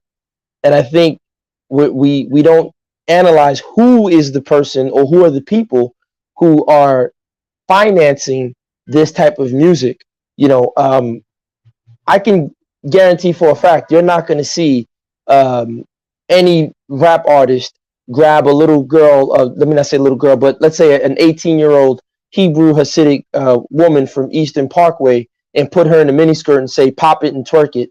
And her community is going to be fine with that. That album is not going to see the light of day. Russell Simmons, for example, had the Harriet Tubman sex tape. And he was like, yeah, it's art, blah, blah, blah. They always hide whatever garbage they want to do behind art. And I said at that time, dude, you would never make an Anne Frank sex tape. That wouldn't see the light of day. Right. And so I think what happens is that these rap artists and these hip hop, whatever you want to call them, these black entertainers on one hand, they want to say that they're from the community. Perfect example. Go watch that that argument between Dame Dash and that Philadelphia teacher when Cameron was talking with Bill O'Reilly. Oh, you mad? Oh, you mad? And watch that and see what Dame Dash is doing, because the teacher's saying, yo, you're promoting, even though what we do is wrong, you're promoting drug dealing. He's like, no, I'm promoting to be an entrepreneur and a CEO. But dude, the kids don't see the CEO part. The kids are seeing, freeway, we chop up, dimes up, rap, laugh about it, kill dudes, laugh about it, not trying to visit the Lord. Like, that's what the kids are seeing. They're not seeing, Dame Dash making executive decisions. And so on one hand, then they come around us, the black community, and say, yo, I'm one of you guys. The system is bad. They oppress us too. But then when we try to control, or we try to say, hey, listen, can you create an alternative message? Can you not necessarily put that message out there? Then, no, freedom of speech. I'm just reporting what's in the neighborhood. And we know, again, if you look at the statistics, a lot of that is exaggerated. Because, again, New York City murder capital in the 90s, it's not even up to 1% of the population that was being murdered. Just 2,000 murders, not say just, because those people had a life too. They shouldn't have been murdered. But 2,000 plus murders, 7 million people, that's not statistically significant at all. And they are significant. I'm not saying that their lives don't have value. And the last thing I'll say is, Sim Police made a point where he said a lot of these guys are responding like their moms that they grew up with. And I think that's why, just my little BS armchair psychology, because I'm not a psychologist. I don't have any experience in that field. But I think it's because when you hear these young boys in the streets today, I'm a stepper, I ain't no bitch, dog. Sorry for cursing on your platform, Dynast. I ain't no B. I think the reason why they're saying that is because they inherently and innately recognize the inner femininity that's in them because they were raised around their mothers. They have no fathers that raised them. So for them, they recognize that. That's why they're so quick to grab guns and harm each other to prove how much of a B that they're not, when it's like, well, you kind of are, because that's all you've been around. That's all you've seen. You argue like a woman. Like black men on YouTube are doing all the time. Yo, how much money you got? Well, what do you do? And then they start asking you questions like a woman. Well, where do you live? What's your sign? You Aries? We gonna have lunch on Thursday? And it's like, yo, why do you gotta know? How many hoes you got? Yeah, it's like, why do I have to know? I don't need to know nothing of what Dynast ate for chicken on Thursday. I don't care. It shouldn't matter. Like, men, it's just weird. And then when I bring it up all the time, if you go to Afghanistan, do you think the Afghani men are asking, well, what do the women think? He's like, look, man, I gotta pay the rent. I gotta do this. She needs to be doing what she's supposed to do. That's all he thinks when it comes to his women. You think that the guy in Yemen gives a damn about what the women think? And I've said this before, and I'll end with this last sentence. It's part of that media nonsense. I grew up in the U.S. watching black men be ridiculed on that media. When the whites get angry, you gonna sleep on the couch. What? Nah, that's ridiculous. And these women think that's norm. They think it's okay to check a man's behavior. And these young men grow up not seeing their mothers get checked or disciplined by male energy. So when they grow up, of course, sent police that these guys are going to act like women, and women do nothing wrong in their society, in their eyes, because they never saw their mothers get checked. Their mother, not my baby didn't do nothing wrong. Like I said, I'm educated. I can't even get these kids to do homework. I've seen these mothers make excuses after excuses, but guess what? That same kid come to school with Jordans on his feet. Well, it's not even Jordans anymore. He got the Yeezys. He got the Montclair jackets and Mary jeans. And I'm sitting there like, wow, your son needs some discipline, needs some structure. No, you ain't getting them sneakers. Oh, my baby. Well, stop babying him. And so that's what I wanted to say. Black men got to just be patriarchal. It's okay to be patriarchal, man. I'm not saying beat on women, abuse them, but copy the Middle Eastern men. Grab your nuts. It's okay, man. Don't be scared. Stop asking, and being afraid to be a man. That's what I want to put out there. Guys, do me a favor. Hit the like button again. Please hit the like button as you come to the chat room. Once again, please. Hey, look at homeboy trying to poke his arms out right now. If you have not hit the like button, do me a favor and please hit that like button, everyone. All right. You want to say something? You want to wrestle? America's first. Sorry to cut you off, Dynast, but as soon as Gatsamub started talking about this black female energy versus male energy. Homeboy wants to put on a camera and start flexing muscles. See, this is the stuff we talking about, man. Just be regular. Just be yourself, homeboy. Stop trying to flex. Stop trying to, and I'm not trying to attack you, brother, but it just these are the kind of the behavior. Hold on. I'll finish and I'll shut up. These are the type of behaviors where we project our insecurities and insignificant stuff on other people. That's all I'm saying. Just listen to what the man has to say and just keep it moving. You don't have to you should have been cammed up an hour ago. You know what I'm saying? So that's all I'm gonna say. Set up yet? Because he already went, didn't he, Dinus? We wait for it to come around, correct? All right, go ahead, Ghana. Go ahead, Ghana. All right. Yeah, I'm not, you know what I'm saying? Really, I don't want to keep going back and forth with these clowns, you know what I mean? If you're going to talk shit, I just want you to be able to look in my face. We can look again and be sure of what you're talking. You don't even know where we at either, you know what I mean? But beside that, you know what I'm saying, as far as dealing with hip hop and you know what I'm saying, asking, is hip hop selling out? The youth and the people that get into hip hop, as black people, we don't control that. We know that there's a power system. You know what I mean? That system uses its power to push whatever agenda they want. I mean, a lot of people are talking as if all we think is just negative stuff, and that's all, as far as black people, that's all we do. No, they're just pushing one form of the music. There's many different ways people rap. They just decide what's going to get the most play, the most push. As I forget who it was saying, yeah, people look and see, they're associated with this company. That means they look big or better. Those bigger companies do. They give you that more upfront money, things like that. They present the artist in a certain way to make it appealing. And, that's marketing. They're marketing, they're socializing, and they're pushing the things. So that's not something that you're supposed to look at the people and say, oh, you're stupid because you're being affected by that. That's something to say, hey, we got a system going on that's causing these things that's fucked up. And we got to stop that system. We got to recognize what that system is, what it's doing, and then we have to do something to fight against that. Sort of some of the things colonization have done is have people think in a twisted way. You see, a lot of people will look at the effects of oppression,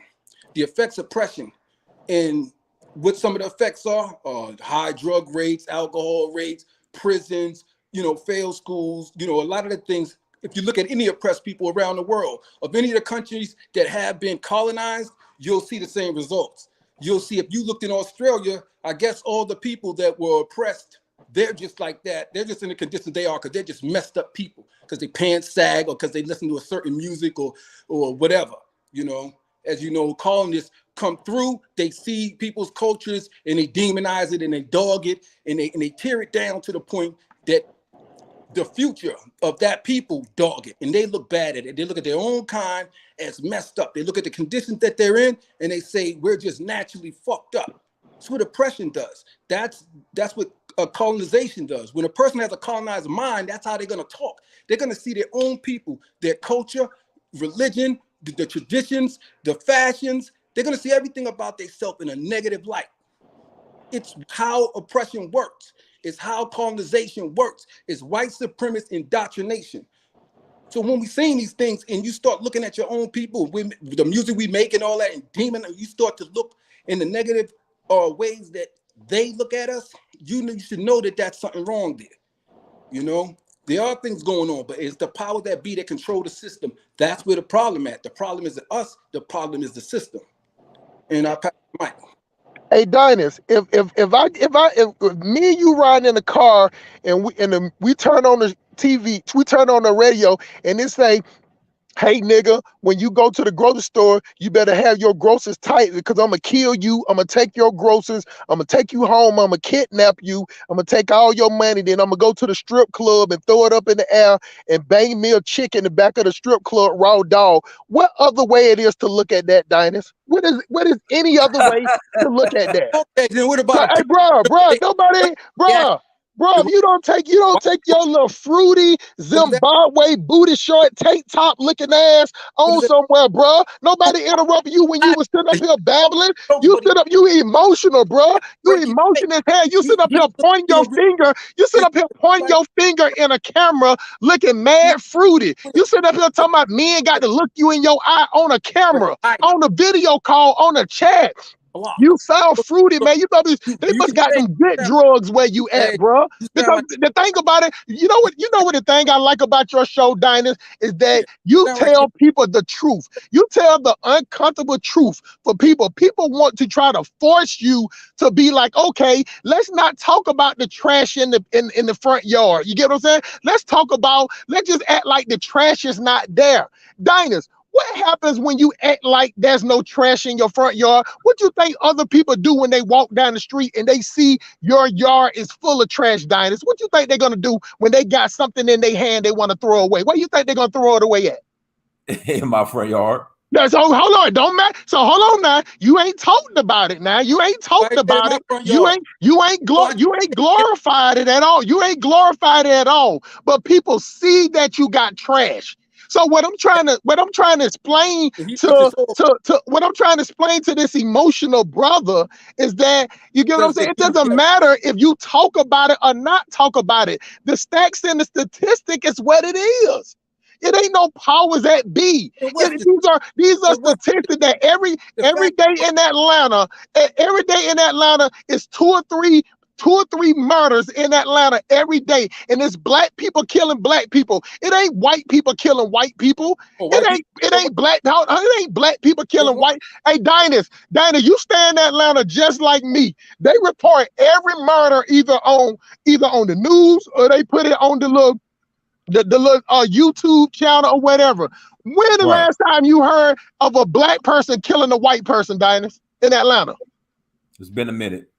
How often do you hear black people killing black people? Every day. Every day. Now, hold on now. So now you're a self-hater? Because you talking about black people kill black people every day, or you're speaking the facts? Black people every day. So now, Dinus, should you only talk about the once in a while that black people kill white people, or should you talk about the black people killing black people every day? Which one affects you and your community, Dinus? Black people killing black people. I passed the mic. So this 365 days in a year, and you saying black people killing black people every day in Atlanta all year. How many people getting killed a day did he say? You know, Dinus, what's the average, sir? He's just lying to exaggerate. You know what I mean? Dinus, black people were dying every day in Atlanta. Dinus, he won't stop. He won't stop talking to listen, Dinus. He won't. This is an example of somebody that don't like somebody. So it don't matter. It doesn't matter what I say.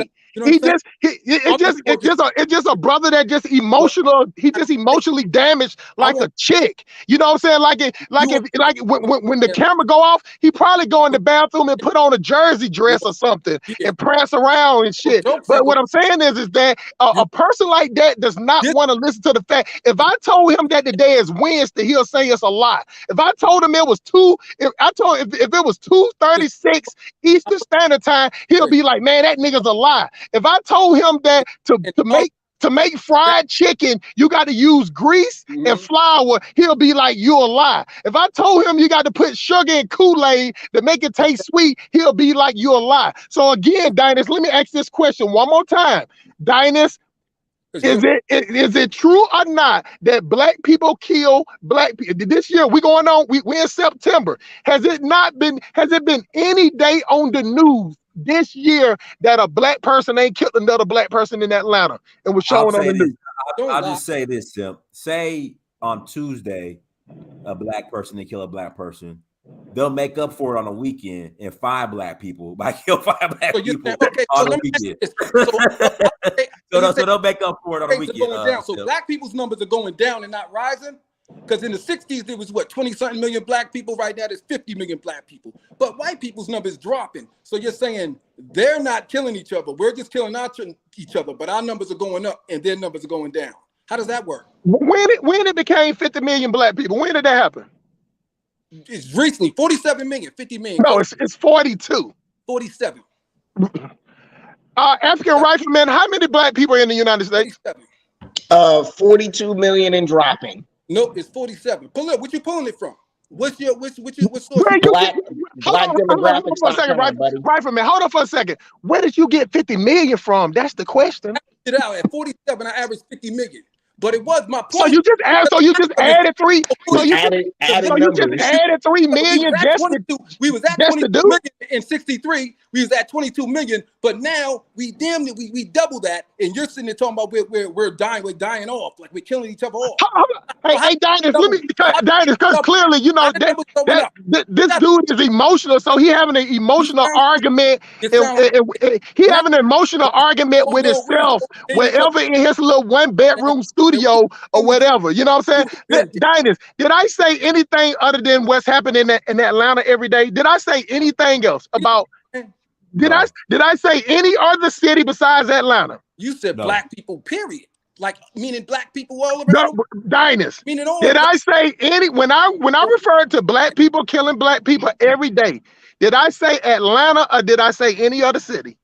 You said Atlanta. Okay, I appreciate that. I'll pass the mic.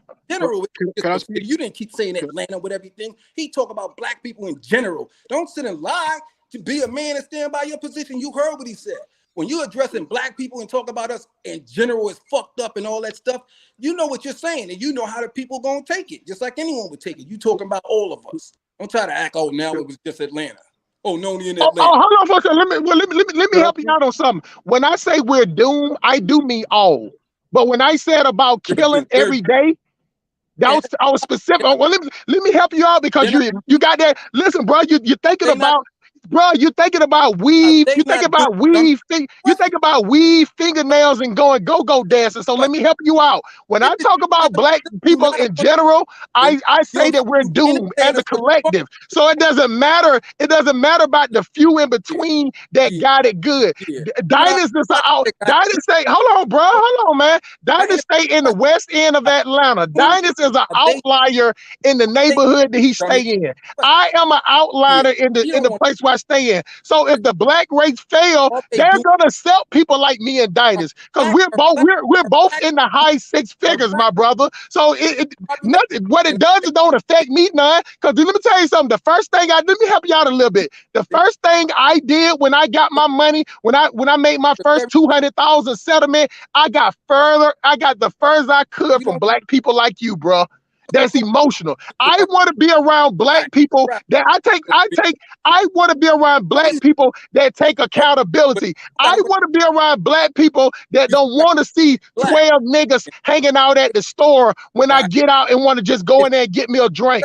I don't want to go nowhere where everybody walking up and down the street with Pooh Shiesty hoods on and Dinus. Did you see all these dudes walking around Atlanta with them ski masks on when it was 99 degrees outside? So what? What you mean? Dinus, did you just hear that man say so what? So what? Yes. He said so what? That's the ignorance. So what? That's the ignorance. Dinus, when you was working at Cinco, could you come to work with a Pooh Shiesty mask on? You're so uncomfortable. Dinus, what happened to your part of the your call unit or your call area? What do you think would happen if you walked in to work with a Pooh Shiesty hood over your head? The way he they would have called the police on me, probably. So, but for his type of way, it's so what? Now, don't get me wrong, Dinus. You know what I'm saying? Dinus, how many times have I told you I've been locked up, Dinus? You don't care how many times you've been locked up. It means nothing. I've been locked up over 19 times. Somebody put in the chat that the reason why this brother cannot defeat Hustle Smart with the facts is because I am careful about what I say. So because I don't been through so many police interrogations. I like that comment. Shout out to Brother Bakari too, who didn't show up for my thing when I was out there trying to help brothers become entrepreneurs. Let me ask you one thing. Let me ask you one thing, Mr. Let me ask Carl Thomas, Mr. Emotional. What are you talking about? What do you do to help brothers get off the block and become better citizens? What do you do to help brothers get off the block and become better citizens? What kind of dude even brings that up? He hasn't even stopped talking. He ain't stopped talking. He was talking the whole time. Come on, man. You ain't answered the question. Yeah, he was talking the whole time. Just like a female, man. Let me hold on. Listen, bro. Fingernails and lashes. How many brothers do you help? Bro, go to Africa all the time. You know, population of Africa is exploding. It is exploding. Huh? Yeah, the population of black people is exploding across the world. We're not even talking about that. Hey, Scythian Slayer guy. Hey, can you just like take one breath? You know what I'm saying? But he can't do it, man. Yeah, once again, dude, gotta talk over. No, shut up and listen. You know what I mean? Shut up and listen. So hold on. We should shut up and listen to you, and you ain't shut up in the last 5 minutes. That's not even part of the subject. But what he's trying to do is try to think that was going to be something tough. That's not tough. That's cowardly. You a snitch. I'm a snitch. You wouldn't have been able to get locked up 19 times. You were definitely snitching. You a rat. There's no. I'm a rat. Hold on, Dinah, let me get it together. Hold on, now I'm a rat. I'ma kill myself. I hate my mama. I hate my daddy. I hate my sisters. I hate everybody. I'ma owe myself in the near future. I'm suffering from depression, and now I'm a snitch. If that don't sound like a black woman right now, they know everything about you just by conversation. Hey, Sly, I'm a Scorpio too. What does that say about my sign? What does that say about my sign? Hey, this isn't the shade room, my brother. This isn't the shade room. Popular to be a black homosexual around. What does it say about me being a Scorpio? Could I? You notice that. He feels sensitive about black. Yo, brothers, can we get on topic, man? Can we talk about the topic? Can we talk about the record label, the hip hop, man? Hey, my guys, hit the like button. Hit the like button. There's a couple on here. Well, could I speak real quick? Please, my brother, please. Go ahead. Because I lived in Atlanta too, and I actually met you one time, Dynas, on Abernathy. I greeted you real quick, say I listened to your show and all that. But long story short, I say all to say Atlanta is to blame for a lot of what's out right now, because the music that's played and promoted by the labels, they vetted in the strip club in what's the big strip club in Atlanta? Magic City on Monday nights. Magic City is where the music is vetted at, or we used to be vetted at a couple of years ago, and that's part of why we are where we are now. Because before, it wasn't just strip club music, it wasn't just club music, it wasn't just party music. I mean, you had all types of forms of hip hop music, but now if it ain't about the club, it ain't about slide or drill music, sliding and spinning the block. I mean, these are the things that are like we've been pigeonholed into the most ugly, detrimental images that you ever want to see. And I also want to say that the brother Ghana wasn't off point when he was saying that it is systematic. They're not taking the blame off of us for being accountable, because we, at the end of the day, we are adults. We are accountable for our actions. At the same time, it can be true that there are systematic efforts to make sure that we are in confusion. For example, the criminal element, not in my opinion, these are facts, is allowed to run free in our communities. Why? Because they cause destabilization. Where there's destabilization, that you could come in and plunder and take all the talent or the natural resources. This is done over and over again. Add the property level to it. Add the property value to it too. No doubt. Look, I'm hitting myself because I lived in the West End. I remember when the houses was 60 and 80K, and now you can't find nothing under 450K. But I say all that to say that it's a microcosm of the macrocosm. It's the same thing they do in the African countries. They cause the stabilization. The reason why we are here is because, and you said this earlier, Hustle Smart, we were fighting each other. They put guns on one side, guns on the other side, said, go get them, them. We don't like them. Oh, they a different group, they a different religion. And we never learned our lesson. Like, it's the same thing over and over and over again. You never win selling out. Repetitive, my brother. But listen, Dynas, this is one thing that he glossed over, and I was hoping that he was gonna go in deeper when he was saying about the Magic City Mondays. See, this is what they do, Dynas.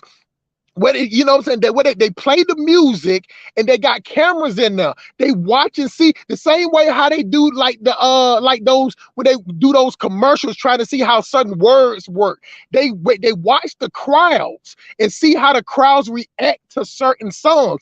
That's what he meant by they run it through the strip clubs. You get what I'm saying? Now they don't do it like that no more since the other people don't came in and tried to bought when people started finding out about it. But what they was doing was they was playing certain type of music in the strip club. If the music didn't talk about killing, robbing, taking ass or whatever you want to whatever do, that wasn't getting no work. People were just walking around conversating. But when you start talking about killing each other, when you start talking about sliding, turning the block, when you talking about shooting up everybody can go. You get what I'm saying? When you talking about taking over a block, destroying a neighborhood, taking over projects, I'm the new Nino Brown. I'm the new Scarface. You get what I'm saying?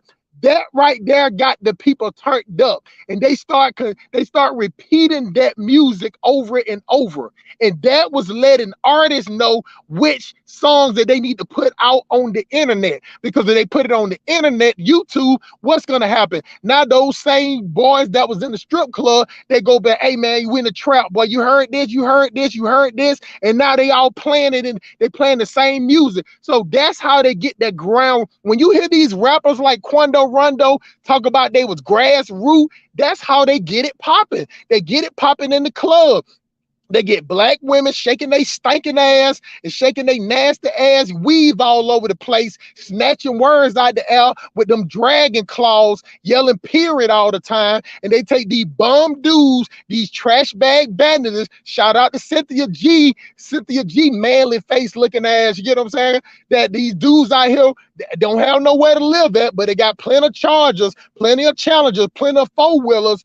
This is the type of area where this shit get that it grows from. So that's why I try to tell y'all all the time, it is profitable. The dysfunction in the black neighborhood is profitable for a certain group of people. And it ain't only white people, you get what I'm saying? Because it's the black people that find the talent. It's the black people that have to go in the hood and find those guys that's rapping in the project basement diners. The white people ain't coming in the neighborhoods. It's the same thing with slavery. So when the master came over there to Africa, he went and got certain tribes. You know what I'm saying? Like, hey man, who you don't like? You know what I'm saying? Who made the best jollof rice? Y'all do. Go get them niggas over there and put them on this boat. But just like white people, they be like, okay, we appreciate you helping us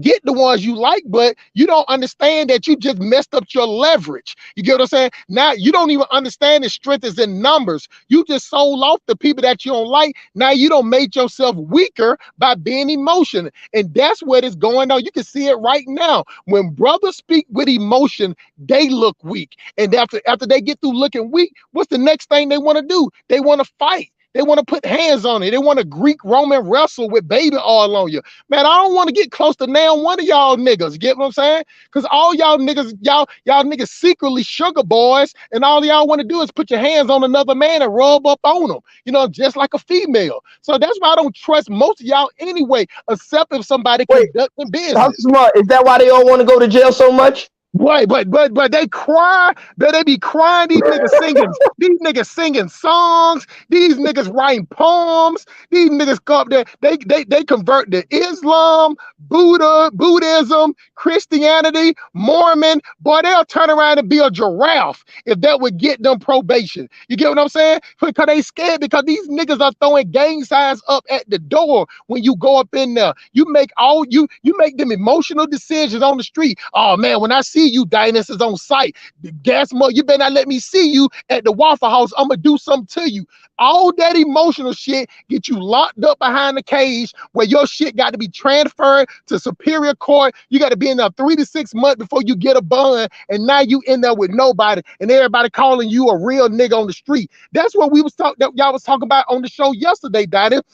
that the hood criminal get more respect on the streets than the hood dude that go to college and get a degree. Matter of fact, Dynast, I even go further. The educated nigga in the hood is a sucker. He's looked at as a lame. He's looked at as a target. He's looked at as a Russell Wilson. That's why all these niggas, even though Russell Wilson is one of the biggest simp I ever seen, because I would never wife up a baby mama, but these dudes out here, they love baby mamas because baby mamas get these niggas somewhere to sleep at.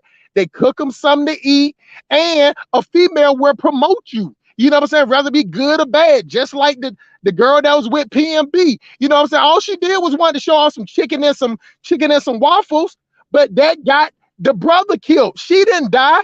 So guess what she get to do tomorrow, Dinah? She get to put on her some leggings. She get to put on some 63-inch rainbow color yaki, and she can go trick the next emotional sucker, weak buster from Wait, Augusta. how many inches? Mega simp.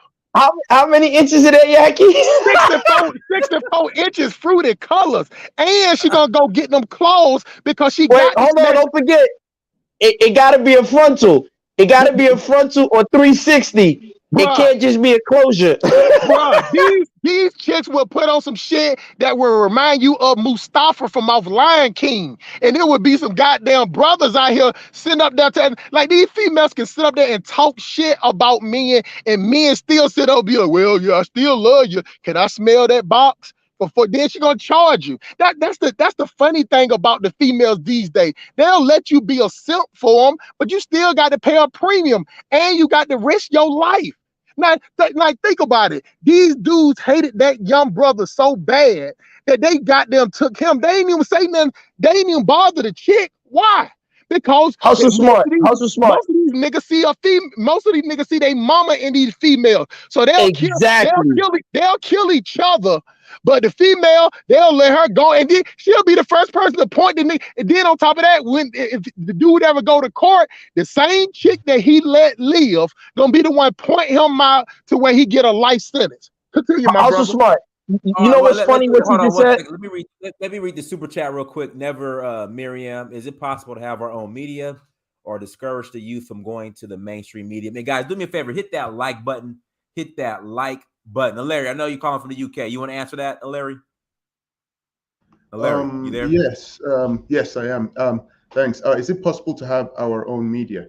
Well, your history, you Black Americans did it originally. You did it with BET back in the 80s, but then you lost control of BET. Through capitalism, the shares got bought by people who didn't give a damn about your culture and just changed things up. So yeah, it is possible to own your own media, but you have to own it. You can't sell it or let people buy it through shares. But we have the same problem in the UK with the music, which comes from Black Americans drill. We got UK drill here, which comes from Chicago drill, which is Black American music. And there's a lot of negativity in it, violence. But if you call it out, you'll get Black folks who want to fight you over calling it out. They want to defend it. And they don't see anything wrong with it. They don't see it as selling out the people or anything. So yeah, I remember back in '92. Do you guys remember a woman called C. Dolores Tucker?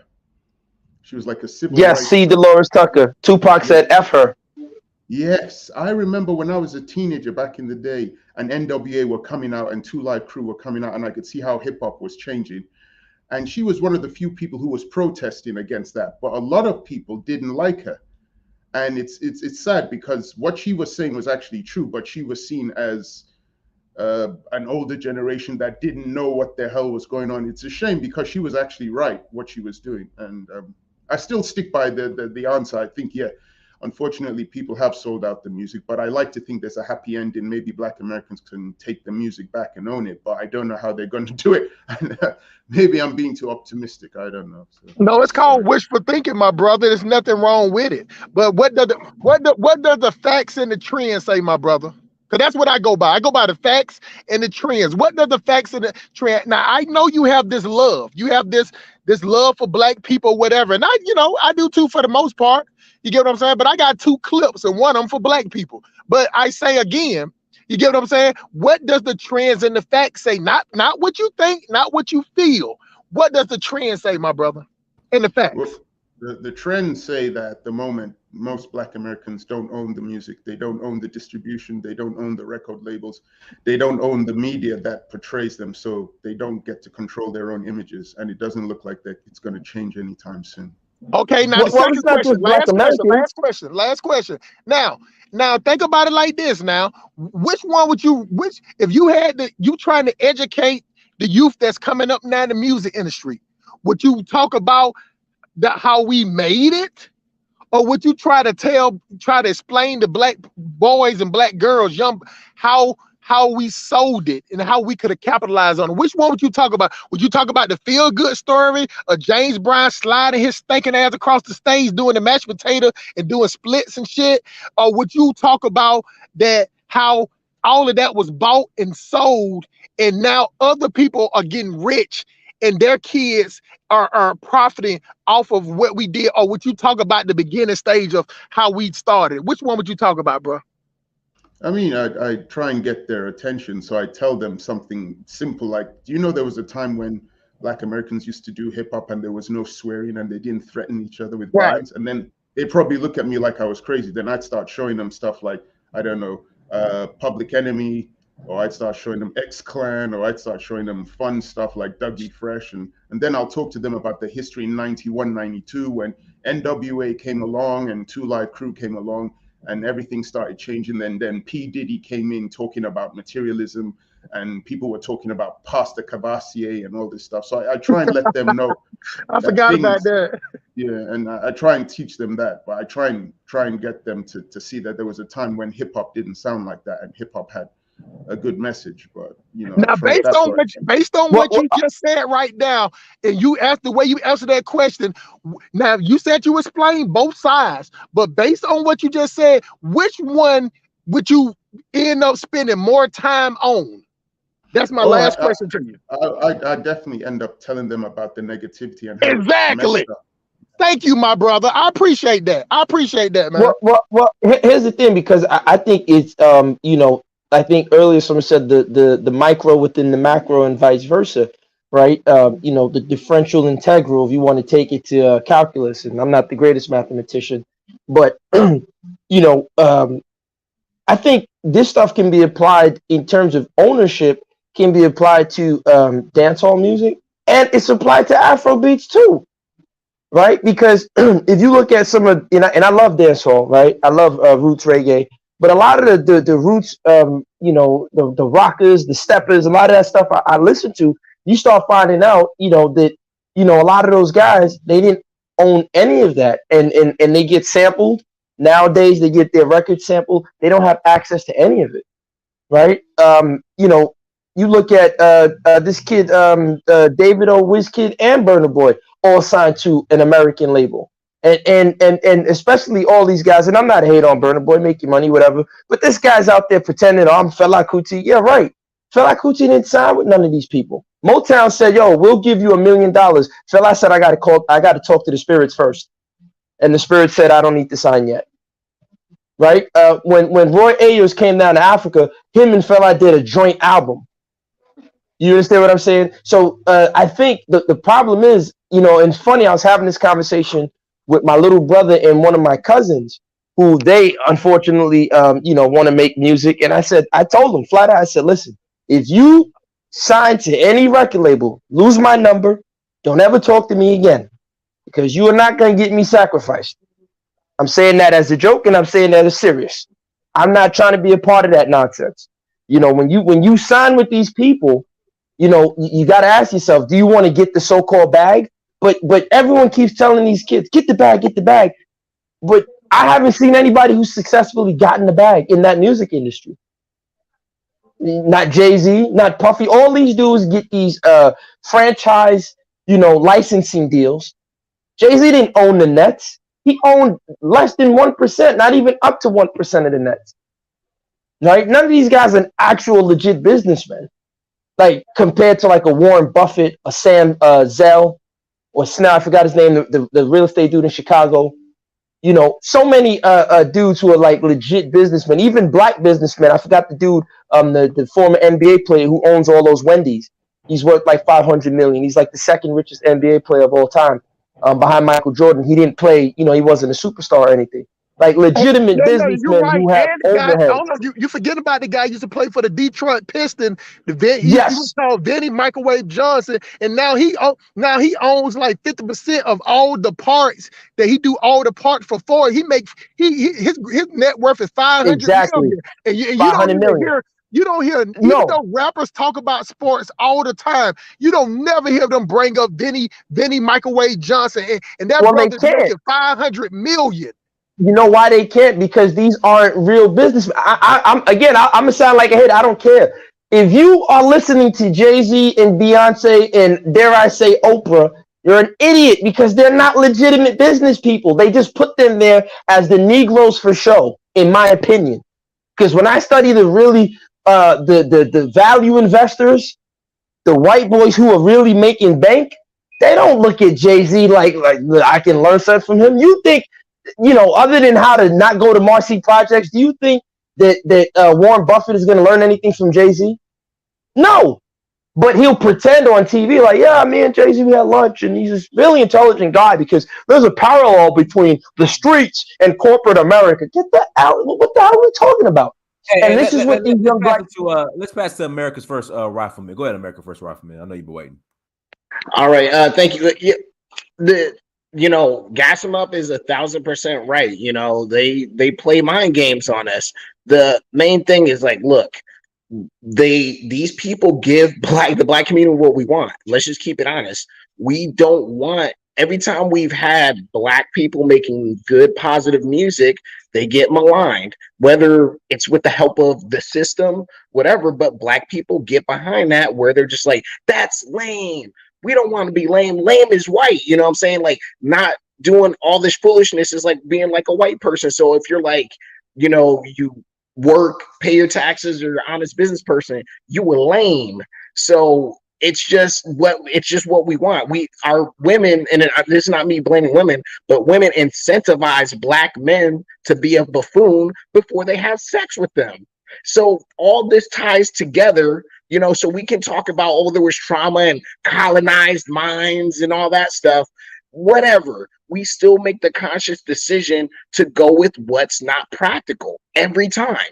So yes, we sell out every time, because think about it, until I see a young black person making great quality music that's positive, besides just Afrobeats, I think Afrobeats is like good and all that, but I'm talking about It's crackhead music, man. Them artists are all on drugs. They're crackheads. Oh, I didn't know that.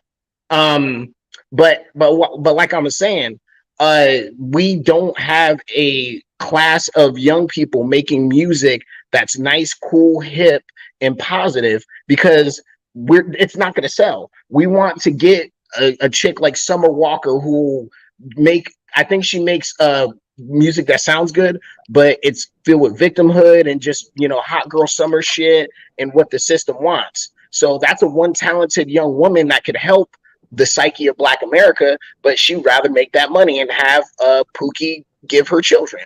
They call it trauma. I want to explain Afrobeats real quick, because you don't mind, please give me 2 seconds. I want to explain to y'all the genesis. I'm just saying that Summer Walker makes trauma music. That's all. Go ahead, my bro. Yes, sir. She definitely does. But I just want to quickly put it out there for people to know the history of this thing they call Afrobeats. And it's funny because it's going to reflect what's happened in hip hop is going to happen to Afrobeats. If you are, Larry knows what I'm talking about. When we was growing up in Nigeria, you had a particular neighborhood where most of the music came from, called Ajegunle.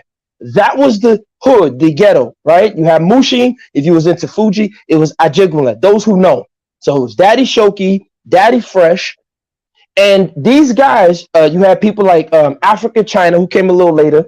And of course, you have little plantation boys here and there, people like Kenny's One, Idris, and all those guys. But these guys, for the most part, especially in Ajegunle, were making music that was talking about the government and things that were happening in Nigeria. Damn, what's homie's name that passed away? Sound Sultan. May he rest in peace. He was singing about mathematics and using, Bodmas as a description of what was going on with Nigeria at the time, right? And they were talking, he just had the song, Nigeria, Jaga, Jaga, right? Daddy Shoki, fire, fire in our country. And these guys were all copying, they were using reggae as their base typically, but they were in the same vein as Fela Kuti. Now, realistically, nobody wants to play that music. Like if you play that music now, no Westerners didn't care about that type of music back then. If you play that now for Nigerians who are old school, they'll still get up and dance because it was reflective of what was happening in Nigeria at the time. People like the band. One second, let me tell you who's the culprit. People like the band and these guys who went to England, they were supposed to be medical doctors. They failed out in school because they weren't smart enough. So the next best thing was for them to do what? It was for them to say, oh, I'm going to be a musician. So because they are not American enough or British enough to be accepted by the British or American public, they run back to Nigeria and come up with this new hybrid nonsense called Afro beats. And I'm not mad at it, but what you guys are seeing is right now, the kids from those neighborhoods, from Ajogun and Mushin, they can't even get into the music industry in Nigeria. The people who get into the music industry are coming from the elite and the well-to-do. Most of them, not all, but a lot of them, you got to be in that industry. You got to be in that crowd. Whereas before, music was the outlet that those kids had. And so it's been stripped away from them by these elite sellout Africans. Now you got Naira Marley got a song called Baby Girl You Are Puta. He's calling African women bitches. No one's saying anything about it. No one's saying anything that's a problem. You got this kid called Portable. He's losing his mind on things, going crazy in the place. These guys are all drug addicts. No one's saying anything about it. They're like, Afrobeats is the wave. Why? Because Ed Sheeran is singing Peru, Peru, and everybody's dancing. But I promise you, in the next 15, 20 years, you guys are going to play this back and say, damn, what happened to Afrobeats? Why does it not look like the people? All right, let's back. Go ahead, Brandon. Let me meet yourself, Brandon. Can you guys hear me okay? Yeah, go ahead. All right, so basically this just boils all down to like, one, using hip hop as a scapegoat. Two, trying to control what other people want to do, right? This is America. Gas Them Up is trying to make America operate like Nigeria or his vision of Nigeria or whatever, where what everybody does is hyper controlled by everybody else, right? That's fine. Everybody could speak the doom and gloom. Oh, they signed these deals. Bro, these guys couldn't even tell you one artist who signed a good deal because these guys couldn't even tell you one artist who signed a good deal because the reality is they don't want to focus on anything positive about it. Brandon, I got to interject real quick. So they're saying that PNB Rock, he's the one that posted his own location. Okay, that's totally fine, right? If we say, okay, if the girl didn't post the location or the girl posted the location, doesn't matter, right? But then when they say he posted, oh, all of a sudden that's what caused it. See, it's a double standard, bro. We protect women from their stupid mistakes. Oh, that's not the point.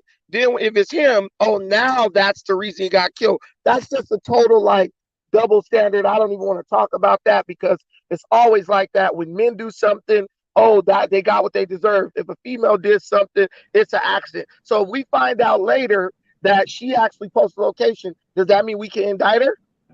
And it's her fault? Nah, because all the men gonna simp up. No, you can't blame her. We live in a society that protects women's actions that may or may not be malicious. But the point is, okay, look at 50 Cent. Signed a great deal. $1 million deal first outing, right? Jay-Z, $150 million deal with Live Nation, right? Great deal. Historic. Rakim, $1 million historic deal. Nas, $3 million deal with Def Jam on in the downturn of his career, right? Papoose, great deal. Jim Jones, great deal.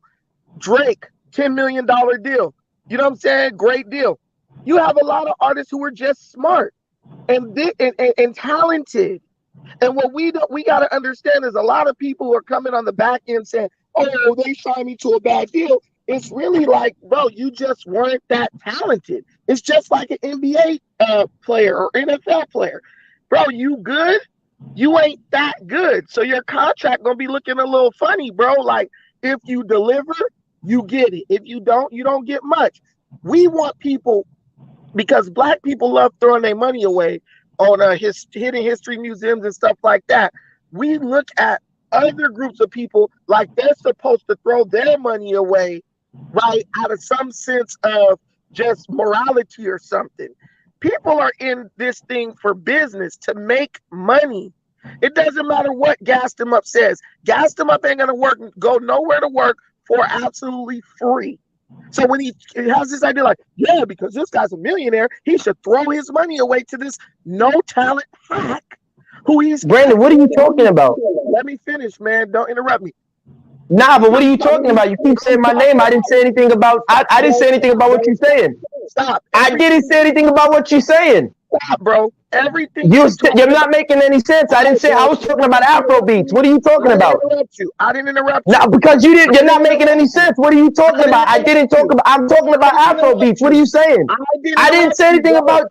What are you saying? Afro beats is the best music Nigeria ever produced, bro. Period. No one cares about Fela Kuti, bro. No one was listening to that shit anywhere other than Nigeria and a few. So then don't call yourself Pan-African, because you don't sound like an African saying that nonsense out your lips. Listen, bro, it's just like Nas said. If I don't like it, I don't like it. That don't mean that I'm hating. And Brandon, I got to interject, Brandon. I got to interject, bro. I first learned about Fela Kuti in L.A. Like literally, it was a club called Zanzibar in Santa Monica. They were literally play Fela Kuti all day. And no, you're missing my point. Hold on, let me finish. Then on top of that, dude that ran, I forgot the name of the DJ that was part owner of Zanzibar. Once a month, he would have a special event called the Lift. It would be at an unannounced location, and the location would be announced like the day of the actual event. It was nothing but Fela Kuti and Afrobeats. This is back in like 2010, 2009. I'm not done yet. It will be at a warehouse in LA, like downtown. When I say that place was packed just to listen to Fela, like when I say that place was packed, it was packed. So yeah, I don't disagree. Bro, I'm trying to tell you something. Fela has people who listen to it, but ultimately, that music was not a widespread phenomenon in America. That's what I'm telling you. Fela never got as many spins in America in the mainstream as Burna Boy, Wizkid, Tim's, or any of that. Because the majority of Americans I agree with that. I agree with that. I agree with that. This is all I'm saying, bro. I'm not hating on because Americans are dumb as shit. They're notoriously stupid. Okay, and this is what I'm trying to tell you. They're categorically stupid. You can't reduce it down to somebody being stupid just because that we can say Fela was stupid because he wasn't talented enough to make a hit like Burna Boy. Just because someone doesn't receive your music doesn't mean they're stupid. Drake, dude, if you don't have the machine behind you, you can't make a hit. Let me finish my point, damn it. Drake, people hate on Drake all the time, but guess what? Drake's talent is so undeniable that he's going to the top of every chart in the world, bro. It's undeniable talent. So you sit up and try to call somebody with undeniable talent stupid.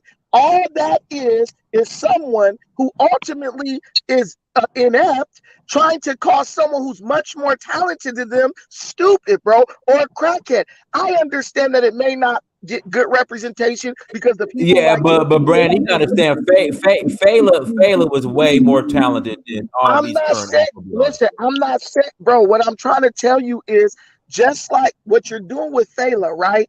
Give Burna Boy that same grace. Saying, look, this guy may not do things the way I like, but his talent is undeniable.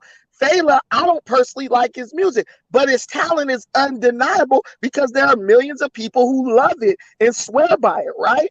We gotta stop doing this thing where just because we don't like something, automatically it sucks or it's a detriment to the community.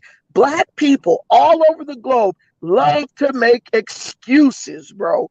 Oh, it's the rap music why this guy gunned this dude down, bro. That is a lie. That is an equivalent to saying because black people went out and watched Terminator, that's why the hood looks messed up. People are making their own choices, and to explain it, to justify it, because it's really unjustifiable, we try to use music and stuff as a scapegoat. How can two people hear the same song and have a totally different reaction? Because it speaks to the inner mindset of the person. If I hear Burna Boy, or if I hear freaking DMX, right? Or if I hear Sugar Free, I'll listen to that and be like, yeah, man, Sugar Free is right about these women, bro. That means when I deal with women, I need to not be a sucker and look at them for what they really are. Another dude might hear that he needs to go get a chick, take her out to the corner, and make her sell her butt for some money, right? Two people can listen to the same thing and get $400. a totally different response to that, right? It's like reading the Bible. It's just gonna pull out what was already in you. It's not gonna make you do anything. You're just gonna do what you was always doing, and you're just gonna use that as the motivation or the scapegoat. I listen to gangster rap. I used to listen to DMX in high school every single day. Did I go around shooting up my school?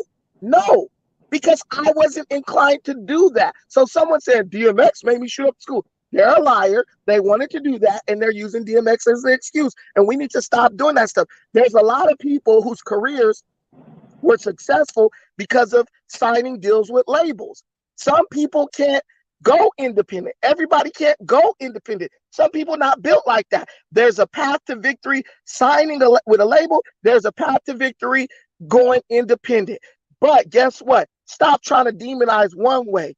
No, it's not the record label that's evil. It's this person looked at a contract or didn't look at it and signed it because they wanted fast money, and it came back to bite them in the ass. And later on today, I'm going to do a show on why Black people are failing all over the world, and I'm going to talk about this culture where we want instant gratification versus putting the work in, period. Brandon, if you talk about that, if you talk about how Black people are failing all over the world, then you're a self-hater. Yeah, but listen, what Brandon is doing, he's always doing this disingenuous. Look, Brandon's a capitalist at the end of the day, and so his nuance is limited to these dualities of either you're conservative. So it's everybody on here except you. That's beautiful. So at the end of the day, that was a great soliloquy what you just did, but to ignore the fact that the industry has notoriously propped up certain artists to be consistently played on radio, putting marketing dollars behind certain artists and doing certain things. When you look at, for example, you say DMX in his record said, I got blood on my penis because I slept with the corpse. And he's on his record cover. Can I finish? Yeah, it's classic, of course. And so, the point is, I listened to that stuff as a kid. I'm not against it per se, but what I am saying is that it should make, because we did ask the question to Larry about Black people owning their own image. And the fact of the matter is, and I'm going to say this again, you couldn't get a young Hebrew Hasidic kid, no matter how much marketing dollars you put behind it, from Eastern Parkway in New York City, and put him on the cover of an album with blood on his body and a dead woman's body there or whatever, and him saying, he got blood on his penis because he slept with the Jewish lady's body. That would not fly. I don't care how much dollars it makes. If it makes dollars, it makes sense. That would not fly. And I think what happens is that, yeah, we're all making money. We all live in the system. We all got to go to work. We all got to pay our bills. You can't just rub the chakras and stand out there and yoni bath and all that. I'm all for that. I agree. But what I am saying is to act as if it's just all business and that things aren't done behind the scenes is part of this excuse that Black people create. Black people create this excuse to justify going with these mainstream people who don't mean our people well. You just said 50 Cent signed a great deal. He actually did it, because if you listen to the interview that James Cruz had on the Drinkstown show, 50 Cent had already signed with somebody else before Dr. Dre and Eminem came in and took him out of that deal. That's why to this day 50 Cent doesn't own his masters. That's why Rick Ross was able to sample an Indie Club record and 50 Cent couldn't do anything about it. And I'm a 50 Cent fan. I'm a big 50 Cent fan. So when you say Jay-Z signed this great Live Nation deal, no, he didn't. We don't look at the fine print. None of us are Man, lawyers. these So guys what you got do is, I'm almost done. I'm almost done. Last sentence. I'm almost done. What you do is you present this narrative. You sound like a Dame Dash of 2003. You present this narrative to young black men thinking that, oh, it's just peachy keeney. I can go in there and I'm talented. I'm going to get the right deal. And they get screwed over. Drake don't even own his own masters. Lil Wayne, baby, allegedly was about to get him killed for trying to really get paid for his YMCMB record label imprint. Baby's like, hell no, you ain't getting nothing. These artists are getting screwed left and right. So to try to make it seem like, oh, the industry is you talented. It's not talent. Milli Vanilli, are they talented? Hell no, they wasn't talented. It's marketing dollars. Milli But go ahead, man. Vanilli did have talent, bro.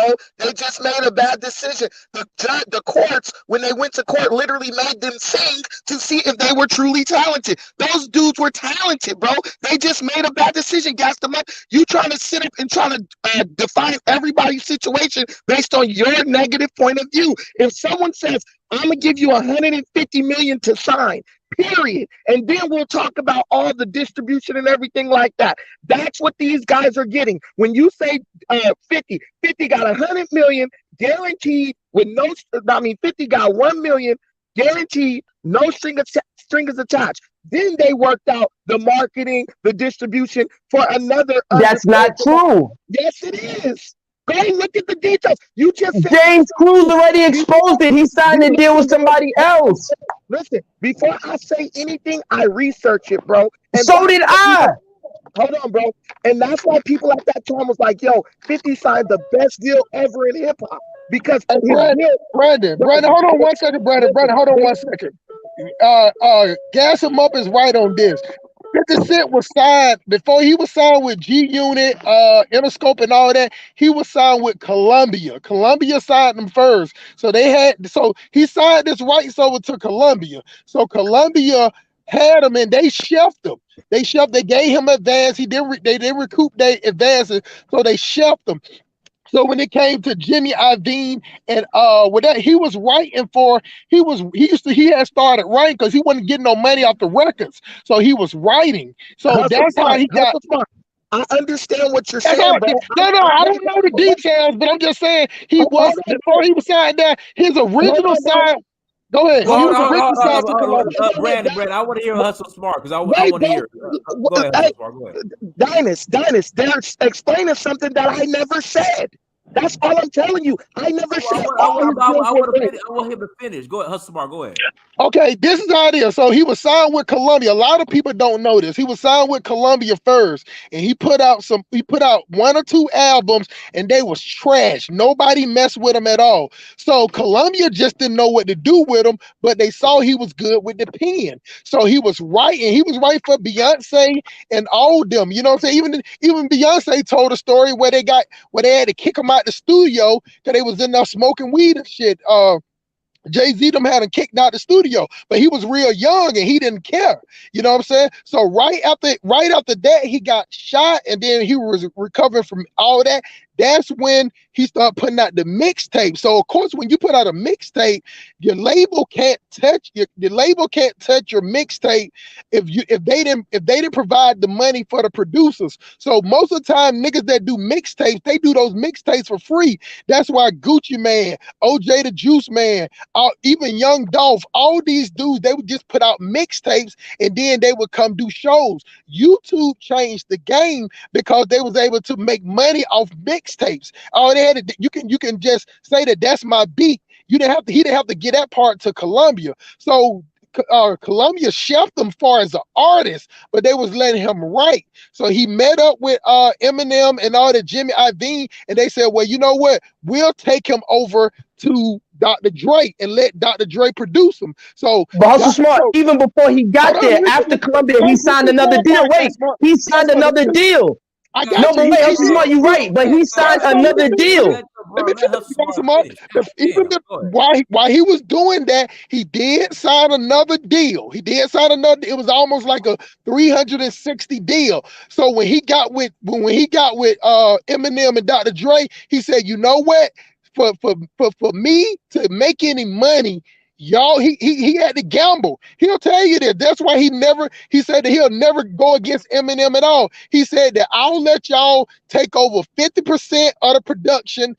So he let Dr. Dre do 50% of the production. He let Eminem do the 50% of production and let them charge based on their record label, which was Interscope, Aftermath, Shady Aftermath, Interscope. And then the G Unit was just a production deal. It was like a promoter.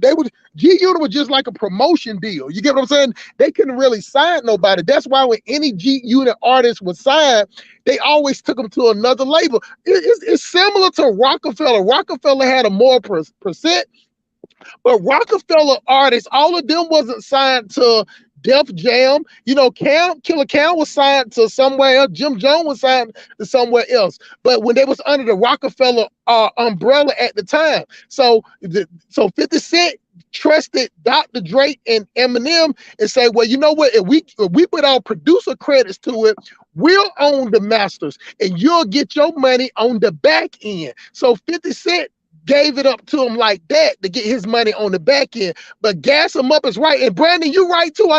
We didn't say you to make that statement, but what I'm saying is that he did sign 2 deals. He signed the major with he signed with 4 people. So then at the end of the day, he ended up signed with himself. So he was signed with Columbia. I forgot the other label. He was signed with Shady. He was signed with Shady, Aftermath, Interscope, and G Unit. So he got a 6th deal. So he didn't make all the money off that. So they gave him $1 million up front, and then he told them he wanted to be just like Tupac. He said, man, I'm gonna be in the studio just like this, working. That's why he didn't get in no shit at all. While all the rest of the G Unit was out there partying and everything, he was in the studio, keep cranking out them hits, cranking out them CDs, because he had to give Columbia back their percentage of their 3-4 records that they signed them. Even though they shelved them, he still owed them. And then he owed the company that he had the 360 deal. So when 50 Cent will tell you straight up, he made most of his money off the vitamin water. That's what his biggest check, off the vitamin water. But smart. I want to show you something that Brandon did, and I'm not dissing him. He's being disingenuous. Dynast, listen to this. I was saying what the industry does. The industry will screw you over. And if you want to sign with them, go ahead. Instantly, Brandon gets triggered, calls in and says, no, don't listen to gas them up. You can sign a deal. What type of American stuff is that? You see what this industry does to your favorite artists. Allegedly, Empire Records or all these record labels are taking out life insurance policies, Key Man life insurance policy. I know about this because I used to be in estate planning. They're taking out Key Man life insurance policies on these artists' lives when they die. They own their publishing, own the masters, own all the streaming and the rights to everything else. Their families don't get anything. It's not a coincidence that all these rappers are just being killed. And then I'm saying, hey, listen, if you want to sign, get ahead. Don't sign. Find another way. Create your own thing. And what's happening to Afro beats is that these artists don't own anything anymore. And Brandon gets straight. No. It's capitalism. You need to sign. What are you saying? If you Pan-African, Garvey wouldn't tell you to sign. Garvey would say, get the heck away from this white boy. So you explain how that's Pan-African, Brandon. Hey, Brandon, he stepped off, but you got a guy in the chat, Dynast, called Mr. Sandman. And this guy, I don't know if this dude probably know me on the streets or whatever. He said hustlers always study the business deals behind the scenes. Some police don't even care about the music. And he's right. I don't give a damn about the music industry at all. But since for my own business, I have to do contracts. So I study contracts. I want to know how Live got in business with Beyonce. I want to know how all that happened, because I want to learn how I can transfer my business and just step instead of being a mule, Dynast. You know, I ain't never graduated from nothing, bro. You get what I'm saying? So what I'm saying, for me to be able to read a contract, it came from reading bad contracts, and it shows the point that how black people will put on these shiny suits, shiny chains, but if you look at the business deal, They are They get screwed. They getting screwed. But the thing about it is, Dude, but see, as black people, hold on, let me help you out. Let me help you out, Gas. And then after you, let's pass to Quill 84 because he's been The waiting. thing about it is we look at what they're wearing. You get what I'm saying? So you'll see a rapper in the video with $100,000. That money is advanced. You get what I'm saying? So don't get it wrong. He has the money, but if they don't recoup that $100,000, you know what I'm saying? He's a slave for them until they recoup it. So they hope that another artist blow him up. They hope he jump on a track with T.I., a Young Dolph, before he died, or another artist for him to blow up. Because that's how they can sue for everything. So now, therefore, they don't have to put no money in the production. They don't have to put no money in marketing. They don't have to put no money in nothing. All they have to do is wait for him to get sued. The same thing what happened to Future and Rocco. If y'all know the story between Future and Rocco, Future was signed to Rocco. Signed to Rocco's label. He was signed to Rocco label but when he started blowing up, he felt like he was a bigger artist than Rocco, then he had to pay him nothing. So Future started putting out all these mixtapes and the label. So the label he was with, which is Arista, whoever Future's with, he signed the deal to where they would produce his mixtapes. That's why his March Madness mixtape classic, all his mixtape was classic, because the record label was doing an underhand deal because Future said that, I ain't gonna snitch, I ain't gonna tell on nobody. So this is gonna be on me if we go down. So that's why he came up with the Free Band Game moniker, so it can be a production team, so the record label can pay his production squad, which is Free Band Games, which is a casino, all them niggas that you don't even know about, to give him money. They'll give them $5 million, produce a mixtape, and then he would let the studio, the record label, send him on tours. They would handle the tour part, but Rocco sued him. Rocco sued him and got like $15 million. So I passed. Yeah, he got a check because he owned the rights to his work ahead of time. Kill 84. Go ahead, Kill 84. So I was going to say, y'all on point with what y'all saying, and to add to the conversation, they treat the record label treat the contracts like a sports player. So they give you a record deal where you got 5 to 6 albums you got to make, and if you don't get through those 5 to 6 albums, and the lifespan of an artist is probably 2 to 3 years, just like a running back. So you're not going. Usually they're betting on you not making 5 to 6 albums. So long story short, you're gonna end up owing in the long term. You're not going to get your masters, and even if you do get your masters, they're going to make it so it's not worth anything, because you're not going to get spin, you're not going to get on the radio, you're not going to get on these outlets where your music can get spent so you can get paid. So they're going to undermine you. It's a rigged game. So signing to these labels is really, if you got the talent, okay, you want to sign to them, but you're going to get screwed either way. Jay-Z signed to Live Nation for 150 million or whatever, and if you notice, Jay-Z's not really putting out albums like that because he doesn't have to, but at the same time, they're going to make sure he performs. He's going to fulfill that contract. He either has to perform for like 20 years or something like that. The man's almost 50, if not 50 years old. So do you know that the other partner of Live Nation was pissed off at that deal? He almost canceled the deal. The other owner of Live Nation, when the other half, because there's two dudes, and I'm sure if you Google this, you can find it. The other dude was pissed off. He's like, yo, why did we give Jay-Z this deal? And Brandon came on here and lied. He said that 50 Cent signed this great deal. He didn't. James Cruz, if you believe James Cruz, who worked with Chris Lighty was 50 Cent's manager, Violator Records. James Cruz said on the Drink Champs interview, this is after he got dropped by Columbia, 50 Cent had signed a deal with another label. I forgot the name of the label.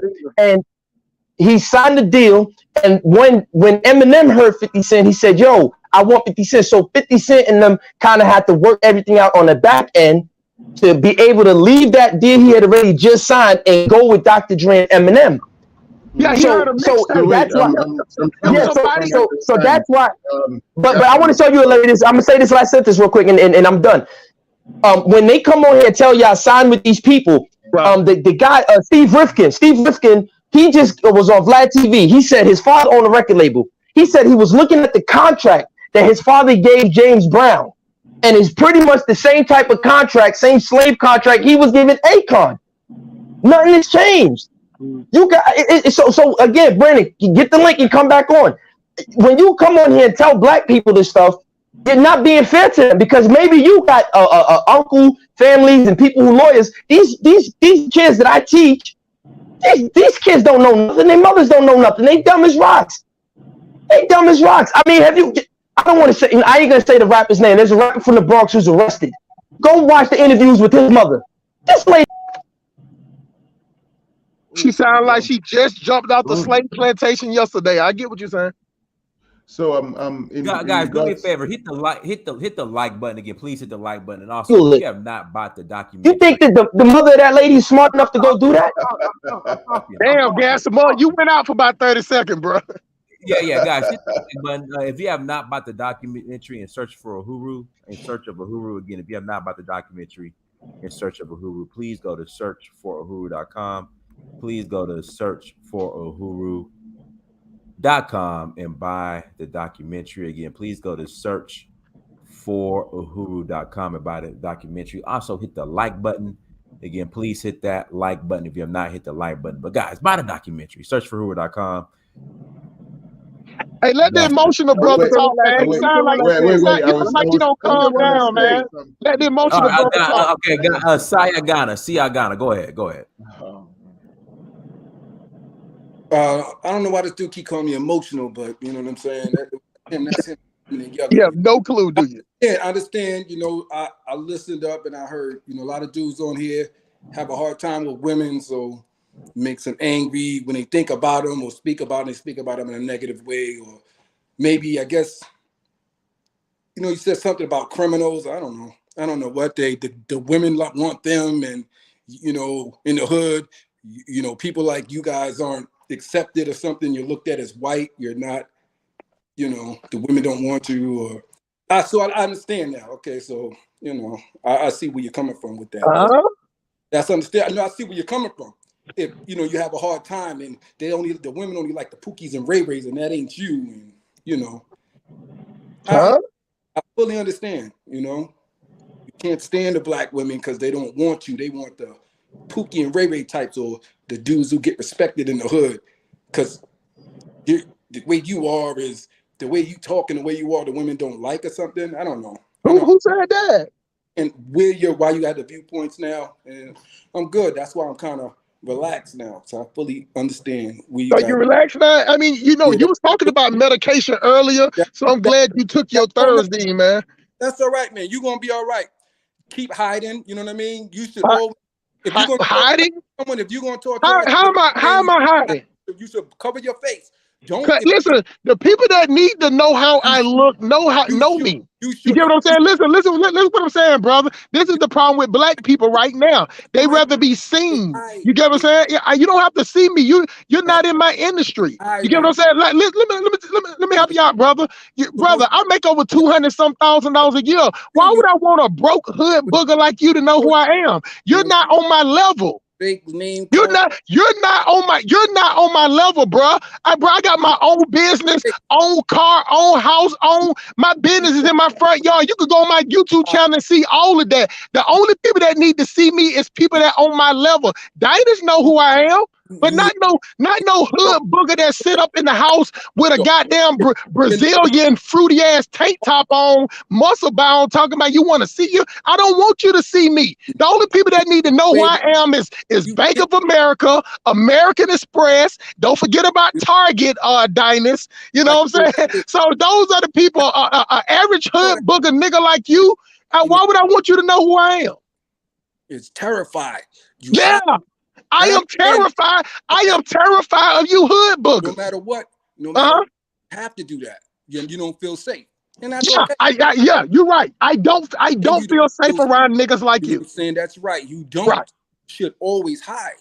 And it's the way your mother raised you or your father. So I'll survive. See, let me tell you something. See, it's no logic. See, when you start talking emotional, being emotional like a female, see, don't talk. Yes, I would rather, Diners. Now, let me ask you a question. Would you rather live in a neighborhood to where that you don't have to be confronted when you go to the store, or confronted because somebody said something you don't like, or you said something they don't like? Would you rather live in that neighborhood, or do you want to live around goddamn muscle-bound Brazilian fruity tank top? Which one?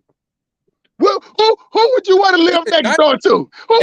Dinus, who would you want to live with? Would you keep it real? Would you keep it real and live next to goddamn 50 Cent little retarded brother?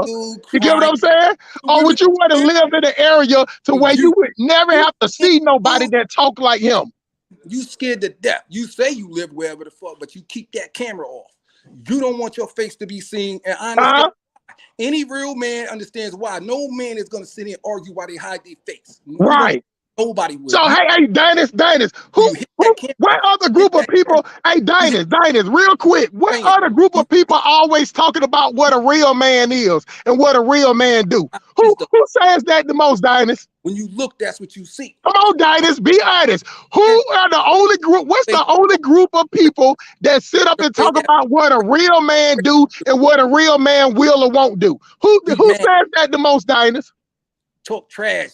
Dinus. Come on, dog. Be honest, Dinus. Who always talk about what a real man is? This what a real man is. This what a say the truth, Dinus. Don't stay away, Dinus. Don't cupcake on this one, Dinus. Come on, Dinus. Don't be quiet. Don't be quiet on this one, Dinus. Dinus, be real. Who talks like that? Yeah, who sit up, Dinus? If you don't sit up there, on this one, Dinus. Dinus, if you don't step up and be a stepdaddy to somebody with 4 kids and no job, and they call you, who to sit up there and say you're not a real man or you're a real man if you step? Who talks like that, Dinus? Hey, listen, Kasip, a real man will take care of kids that ain't his. You know that? But like to understand, bro,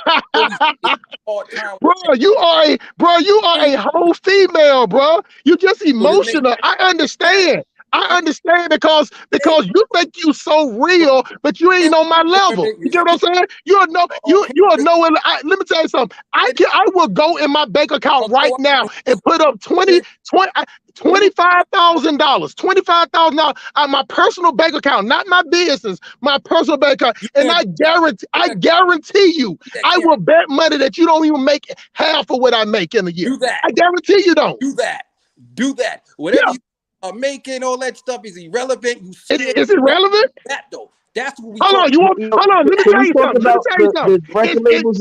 Hold on, Casimir. Let me tell you why it's not irrelevant. Because black men sit up there and want to kill niggas about $300, $400. Black men want to kill each other about a female. Black men want to kill each other about $1,000, buy some rims, about a car. So if the money didn't matter to black people, they wouldn't be sitting online, Dinus. They wouldn't be sitting online with bags of money, putting it up to their ear. They wouldn't be short. They wouldn't be going in the strip club. See, only emotional niggas like you, since you don't like me, you'll sit up there and say something dumb and say that the money doesn't matter. But let me tell you who the money matters to the most. Bank of America, my Bank of America mortgage, and the person that I have to get my loans with, to get my loans extended with my business, when I want to sign another contract, when I have to pay up to $30,000-$40,000 to get my bonding. You get what I'm saying? See, I know I'm speaking a foreign language to you because you're a hood booger. You the type of nigga that sit out there in the backyard and do push-ups and call black women goddamn goddesses. You know what I'm saying? That's it. They don't mind. They like niggas like you. You're the type of nigga. You're the type of nigga that'll go on a date with a female on the first date and she see a nigga she don't like. You will go over there and fight that dude. You're that type of dude. You will trick yourself out. You can have 6 kids by 12 baby mamas, and you will trick yourself off the street for a random hood rat chick with some leggings on and some Air Force Ones and a body shot with some body shot spray on. That's the type of nigga you in. We're not on the same levels, my brother. So what it is that I've been left the hood alone. You know, so I don't have to prove nothing to you. You know what I'm saying? Like being hood, like when I tell Dinus that, you know what, Dinus? when the first time I told Diners I've been locked up 19 times, this how a businessman reacted to that. Diners said, "How the hell did you do that?" That was the first thing that came to his mind. As a businessman, he couldn't understand that. But when I explained it to Diners, I told him this happened when I was real young. I said, still on my record. But it happened when I was real young, so I was smart enough to listen, bro. The reason why I appreciate dumb niggas like you, because y'all taught me where I don't want to live at. You taught me where I don't want to hang out at. You taught me how the type of group of black people that I don't want to be around. And ever since I met dumb niggas like you, emotional niggas like you, my life been so much better. Bank account growing. I own everything. I tell you what, go to the Silk Police Academy and check out how I get down, bro. Man, can we talk about some contracts, man? Because I think y'all gonna go. Yeah, guys. Let's get back to the topic. All right. Look, Dinah, I was talking about. Larry. Hold on, Larry. You want to add to this, Larry? Go to Larry. Oh yeah, thanks. I mean, so much has gone on. I've forgotten what I was going to say. Yes. Did Pan-Afrikanism strikes back? Did he actually answer the question? Because the question was, did black people sell out hip hop? Was he saying that black people hadn't sold out hip hop? I don't know. He said a lot, but are you asking me? No, he was coming at me. He was basically angry that I'm saying that black people should perhaps not go mainstream, and I'm showing an example of how Afrobeats is going mainstream. And I gave the history, and he doesn't know about the history of Nigerian music. He doesn't know Daddy Shoki, Baba Fryo. He doesn't know any of that. So as a Western consumer, he just wants to hear what's palatable to his ears, which is this watered down, my baby, my sugar, oh baby garbage that they're promoting because Americans like it. It's just that why couldn't the Americans dance to Daddy Shoki? It's not that Daddy Shoki sucks, because the Americans don't want to hear that, there's fire in the country of Nigeria. Americans don't want to hear Nigeria Jaga Jaga. They want to hear, Nigeria. So when you watch an Afrobeats video, you think everybody in Nigeria is driving a Benz in a Bugatti with as simply says a 64-inch weave down some girl's back, Brazilian Yaki, Remy, lace frontal, blah, blah, blah. That's what you get once you've made this Afrobeat stuff mainstream. The other thing is, if we're talking about whether black people sold out hip hop, it's not so much about how much money somebody made by the records they sold, but surely it has to include a discussion about the content of the music and the videos. Are they selling out in what they're rapping about? So you could be a hip hop artist and you could sign a very good contract and make loads of money and people like your music. But if the content of your music is derogatory towards your own people, isn't that selling out? It should be about the content as well, not just how much you make or how popular you become. We have to talk about the imagery of your music. If you just have half-naked black women gyrating their bodies, or you have a song called "A Bitch Is a Bitch" and talking about black women, surely that has to be seen as seller. But this is the problem with this thing. We always end up violently disagreeing with each other, and it's a damn shame. 2022, nothing's changed. Larry, look, this guy Naira Marley's calling Nigerian women putas, and no one's saying anything about it. It's okay. Naira Marley's one of the top selling musicians. I wanted to say something in regards to something you mentioned about the Jews wouldn't allow it. There's that black American hip hop artist who was dating one of the Kardashians. I can't remember. He got into trouble because he did a video that offended the Mexican community. And Tiger, yeah, he just did that video. Yeah, and they weren't having it, and they protested, and he had to apologize. He did a couple of interviews. So they were on code. The Mexican Americans, they were on code. They didn't like what he did in the videos. They felt that he was insulting their culture. And so they stood up to the plate and they said, hey, you can't do this. And he apologized. He said he didn't mean to be offensive and he didn't know he was being offensive. So yeah, that's a good story. He has to apologize.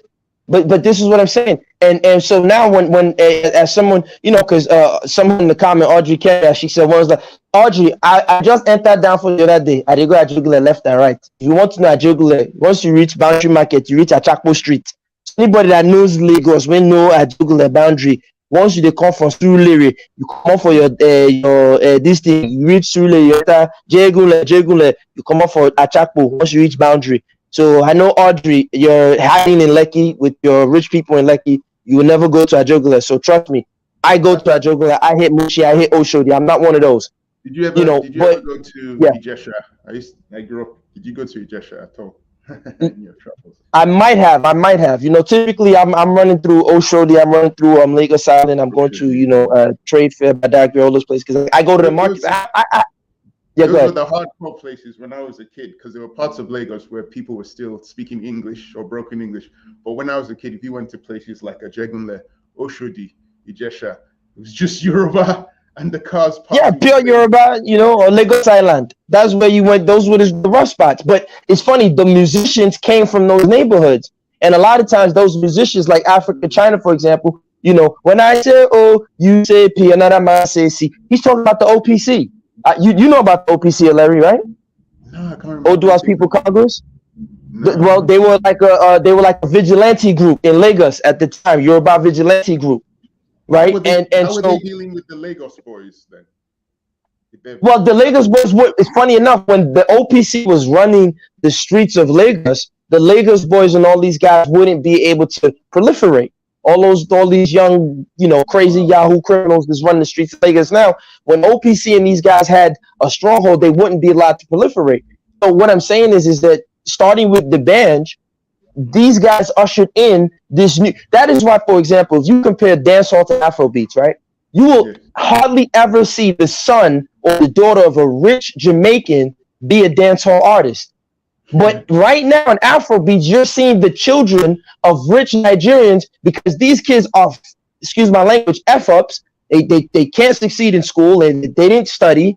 These were the ones that, you know, Larry, you know them, Yeah, when their mother and their father get money, so that when they went to school, they didn't pay attention in class. Their parents was rich, so when they send them abroad, they know they can't hang in the university. So what do? They run to the music industry. But America is not going to accept them. Little Baby's not going to accept Davido, even though he was born in Atlanta.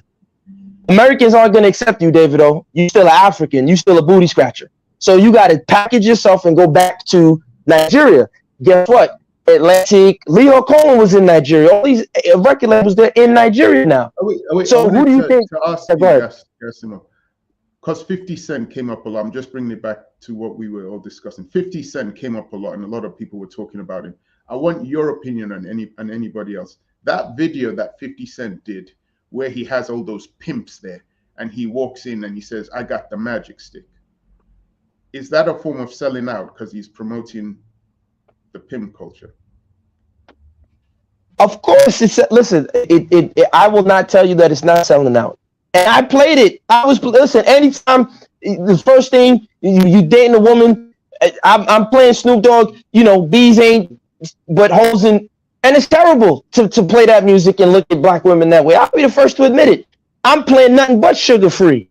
That's terrible to look at black women that way. We shouldn't look at black women that way.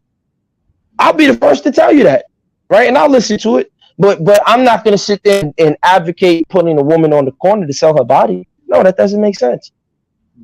You understand what I'm saying? So it is selling out. I understand. I understand. It's just a shame. It's interesting how so many of us will still disagree and we won't think it's selling out, and so many of us will defend it. So I don't know, man. This is how you.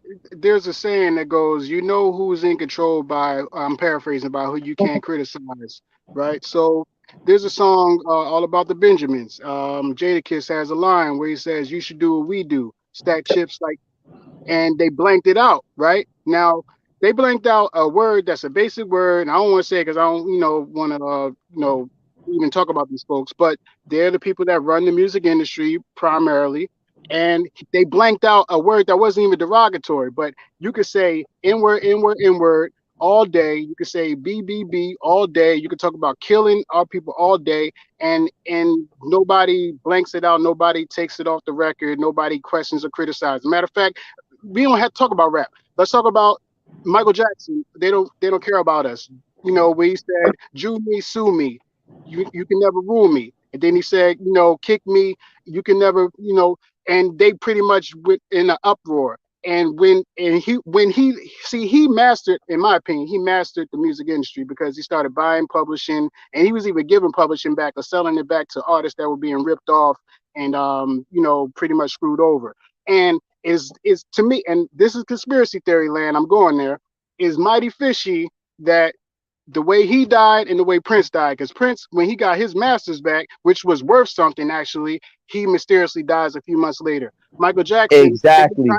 they were trying to get the publishing, half of the publishing, ATV, Sony publishing of the Beatles back from him for years. And I think that's where a lot of those accusations of child molestation was coming from. I don't know. I'm just assuming, this is theory.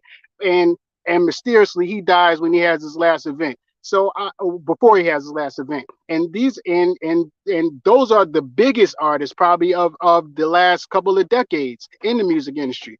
And so I'm saying all that to say that yes, we can say our people have sold out, and we can say our people are catering to a certain image that's derogatory. But at the same time, we cannot absolve the people that run these labels that pigeonhole our folks into these certain images. And I'm gonna say this last thing. I'm an artist. I said this before. I remember when Live Nation started buying up the biggest venues in Philly. And what happened immediately after is that any artist that, in my observation, that had a specific image that was not derogatory was blocked out. You weren't getting in the biggest venues in the city unless you were signed to a major, or pretty much unless you were signed to a major, or unless you were through some backdoor type of situation where you knew an artist and they brought you on stage.